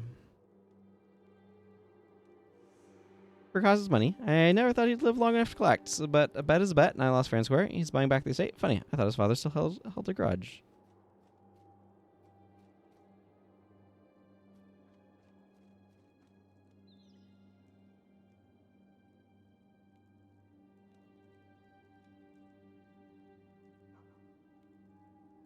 No, he's holding less of one these days. Little forceful blow, and what was I running in that slot? Vampirism.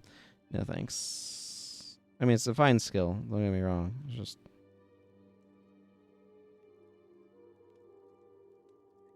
not really what I'm looking for in that slot. What was I running? I was running bowls. That's what I was running.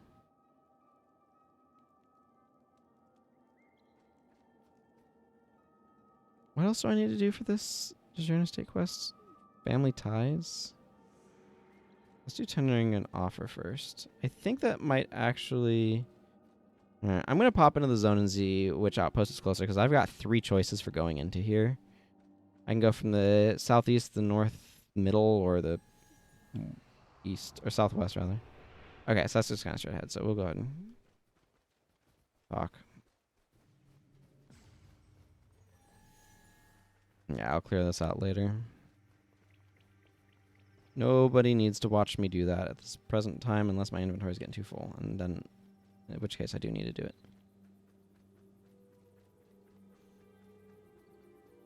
How's a pop?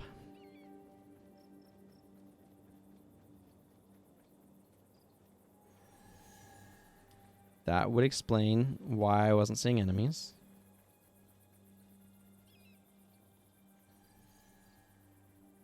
Make sure my back line makes it all the rest of the way here. They're kind of important.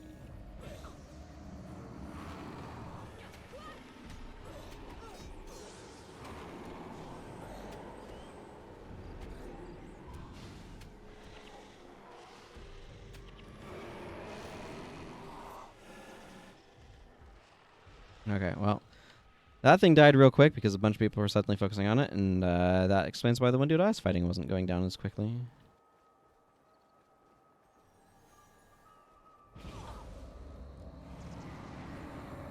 Ow.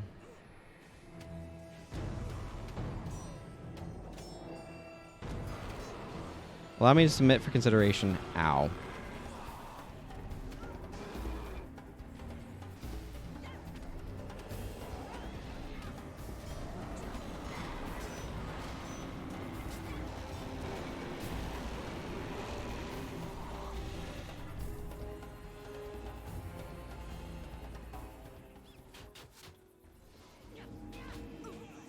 Where do you think you're going?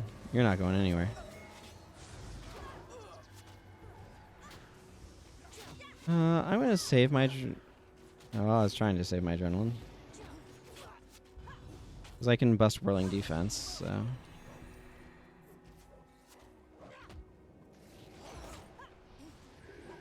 Granted, so can... Milani.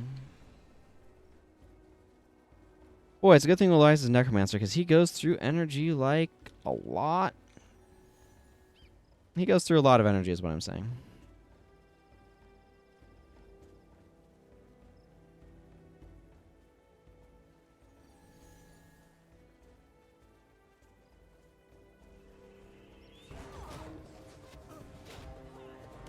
I wonder if Soul Reaping runes are back in stock.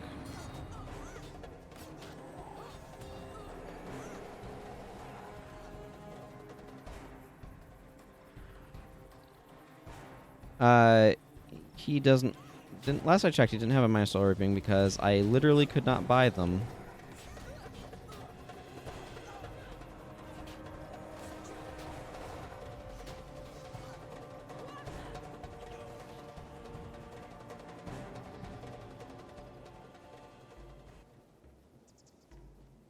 Oh, well, this is going to be an interesting negotiation.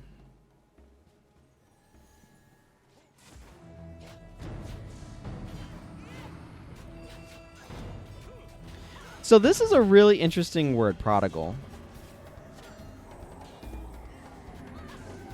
The meaning of prodigal is like somebody who wastes money. Like they spend their money on wasteful things.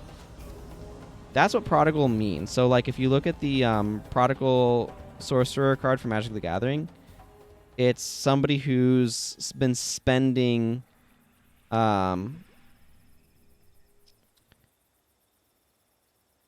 like their money unwisely. But because of the biblical story of the prodigal son, like that's what they decided to call it. Like it's not in the original text or anything. It's just a header that they gave to that parable of Jesus, where a guy is like goes to his father, is like, I want my inheritance, and then runs off with it, spends it. Yeah, I mean, he's prodigal, right? He spends it poorly. He wastes the money on like parties and prostitutes and stuff. No, it has nothing to do with prodigy as far as I'm aware. It's somebody who spends their money recklessly and like without care and like unwisely, and like throws their money around and stuff. But anyway, so prodigal is kind of, because of that story, like what ends up happening, for those who are unfamiliar with the parable, is the son like runs out of money and just works on a hog farm feeding pigs, and is like, he's so hungry he wishes he could eat the pig's slop, and he's like, my father's servants have plenty of food to eat. I'm going to go back and beg my father for a job. And he returns to his father, and his father welcomes him back with like open arms and prepares a feast for him and all that sort of stuff, and is like, welcome back, my son. I love you. I'm glad to have you back home. After his son was like, I wish you were dead and give me half the inheritance and stuff. So it's like, a big insult and slap in the face, and he runs off and wastes the money basically, and then comes back and is like, please give me a job, and his father's like, no, you're still my son, sort of thing. So that's kind of like sort of the point of it. There's some other stuff with his brother who is kind of bitter about it all, the whole thing too, but because of that, prodigal has kind of taken on the meaning because people who are doing translations and stuff to English use prodigal, the prodigal son, as the label for that story, and most people these days don't know what prodigal means. Like, they don't know the original meaning because the only context in which they ever see it is the title for that parable. They have, which a parable is kind of like a short allegory, a short story, a little micro story meant to convey some concept. But because of that being the main context in which people have any familiarity with it, it's kind of taken on the common meaning of like somebody who went away and then returned. More or less, like, is kind of the common meaning, but that's entirely because of the fact that some translator decided to call that biblical story the prodigal son because the son wasted his money, basically wasted his inheritance. But I think that's kind of interesting, like, linguistic thing that's happened. But he's using he used I thought I smelled the prodigal son or something like that. I thought I smelled the prodigal son in the wind. Is using that, I think, that sense of prodigal, of like the son who ran away and now is returning to the family, and it's using it in that sort of like sense. But like, that's not the actual like original meaning of the word, and I think that's really, really interesting. Just the way that language kind of changes over time due to the way that things work and how it's done and stuff. Tendering an offer. You make a persuasive argument. I must admit, ever since the battle at Kandara, I've had, shall we say, leeway when it comes to the estate. If you make it worth my while, I can sell off a small parcel in the northern section. I'll even turn a blind eye to your shenanigans, but you will have to relieve some of the guards who've been squatting on the property. Make no mistake, if the war marshal starts asking questions, I make no guarantees for your safety. As far as I'm concerned, this conversation never took place. My money, please. Evict soldiers from the estate. But yeah, prodigy means that like somebody is especially gifted. It's usually genius kid is an accurate enough translation for sure. I don't like how long it took my instant activation skill to activate after I told it to activate.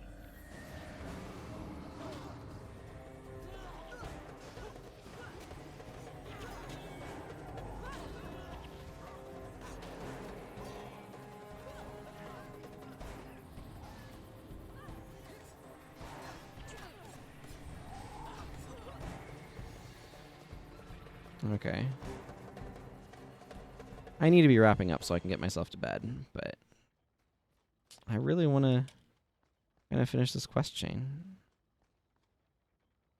What's that? You've gotten back part of the family lands? You and Koss? I don't know what to say. He and I, when he chose to become a Sunspear, I threw him out. Sounded like an excuse for more brawling and shady dealings. But now, I don't know. There's much to do. Things to repair and set right. Even if it's not the entire estate, it's a start. And his daughter should be able to help. Perhaps someday we'll get all the land back. Koss was a headstrong, impetuous child. As he grew to manhood, we quarreled continually. His poor sister, Alonze, always ended up in the middle. When he became a Sunspear, it was too much for me, and I disowned him. He has not used the family name since, which is why he's just Koss, not Costa Jaren. But now that he's given me back part of the family estates, I see that his heart is in the right place, even if he has poor taste in friends, present company excluded. But Alonze and Archdoc Ward, tell her what has happened. Ask her to return to me and help rebuild the family estate. Perhaps we can begin anew.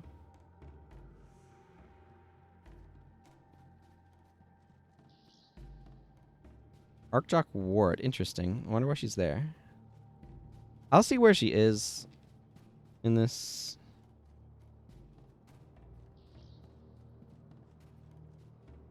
Yeah, cost is required here for it. I do like that hairstyle.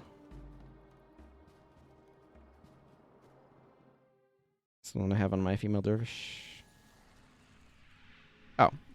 Well, I found the right place. I should go get this bug bounty before I run off, though.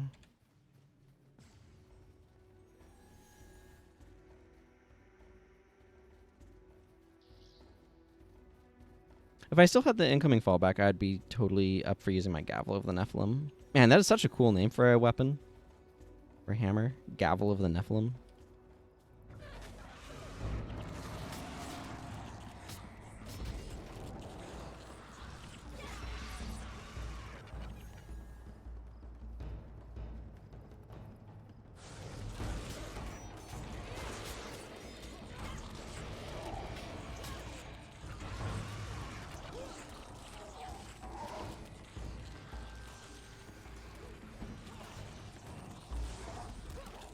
Okay, why am I getting so many keys? That doesn't make any sense to me.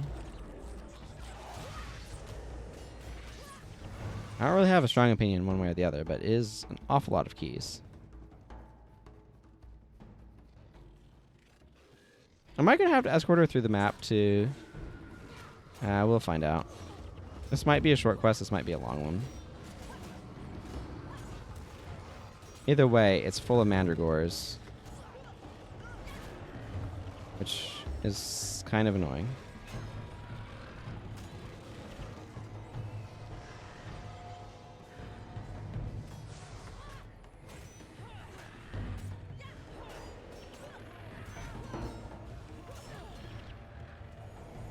Mandragores that are full of candy, though. I guess Winter's Day turns all the enemies into pinatas full of candy. Except kind of very rarely. Hi, dear brother. I'm so glad that Father has finally forgiven you.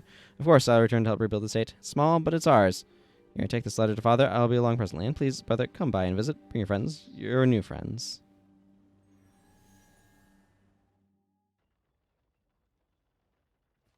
I don't know that we see her much.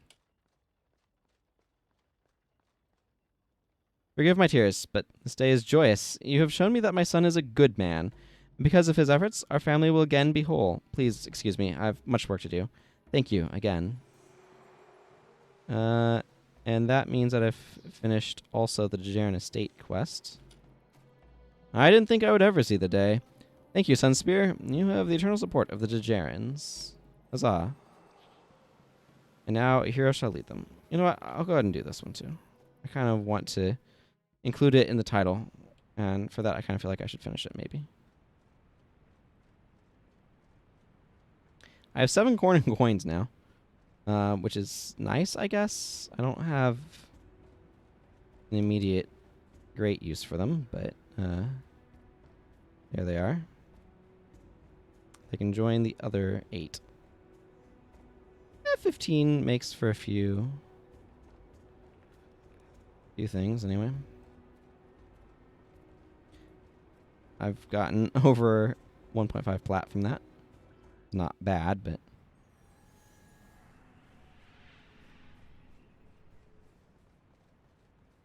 okay. Speak to Koss. I will speak to Koss. I will remember that I can Drunken Master to run faster here.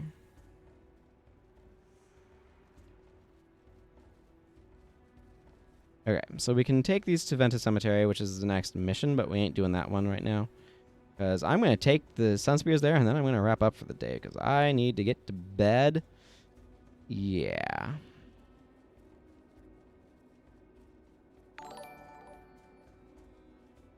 Hello, Begotten. Welcome. Welcome, Raiders. Welcome, party of 12. Unfortunately, you're kind of coming at towards the end of my stream here. But I certainly appreciate the drop by. I'm just doing and a hero shall lead them. And then I need to go to sleep. Happy New Year to you, yeah. Happy New Year to you. Happy New Year to all of you. Tried to say that too quickly. And I flubbed it. That's okay.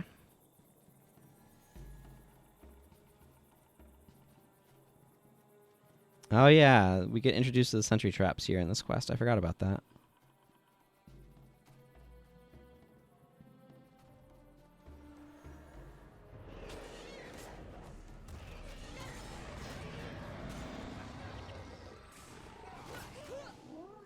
This next one will give us so many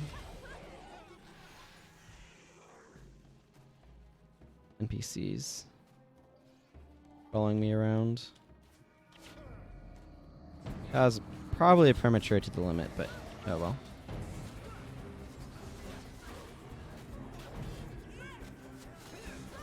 What do I have going on for AoE heals? Healing Burst is an AoE heal.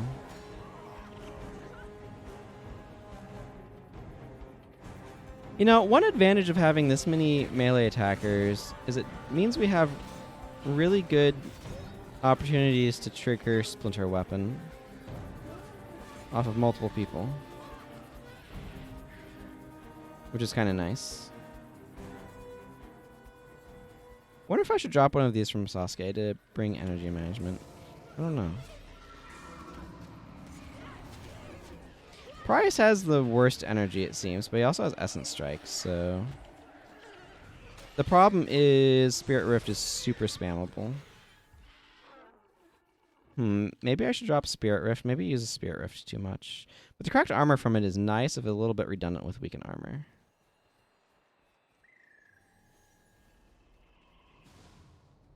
That's also a big AoE damage source, which is really good.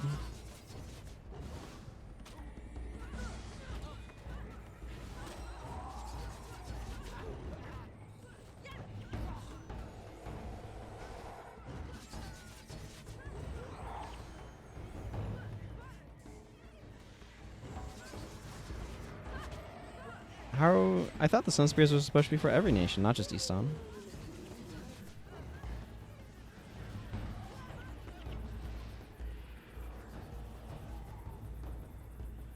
Yeah, okay, the sentry traps were really a lot of additional damage there.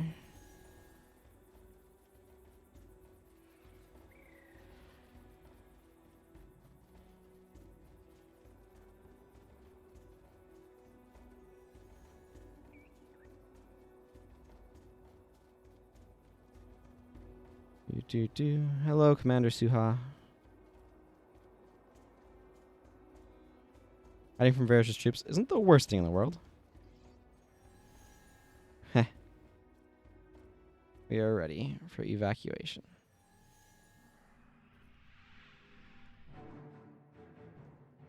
Alrighty. I should be able to turn in this quest to Rogis. Excellent. Alrighty, well that is, I think, going to go ahead and wrap things up for me for today. I thank you all very much for watching, for hanging out, for celebrating the new year with me. I think playing Guild Wars is a great way to do it. Maybe I should try to find somebody to raid. I don't know. I feel like if I've been raided, I should probably pass it on, but I also kind of don't know how much there's people around who are... No, I want to go to the Twitch app so I can look at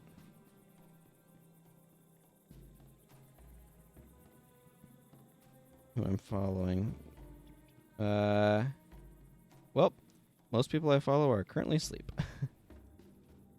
And it's me and a couple of other people. Well, you know what? I'll let you all figure out who you want to go to. And I'm going to go ahead and wrap up here. So thank you all very much, like I said, for dropping by. My plan is to be back tomorrow, which is technically later today, with a Dark Souls 1 randomizer. I'm going to try out some different settings than I did last time. The last one I did was like 10 hours, and that was way too friggin' long. Also, the Lord Vessel was in an absolutely atrocious location. The VOD is up on my YouTube channel if you want to go watch it. But I want to try some different settings to see what those are like. Depending upon how fast it is, I might do some more Guild Wars 1 as well, but we'll see. But yeah, I'm planning on being back sometime after I wake up, so to do another stream. But until next time, everyone, thank you very much for watching. Take care. Goodbye.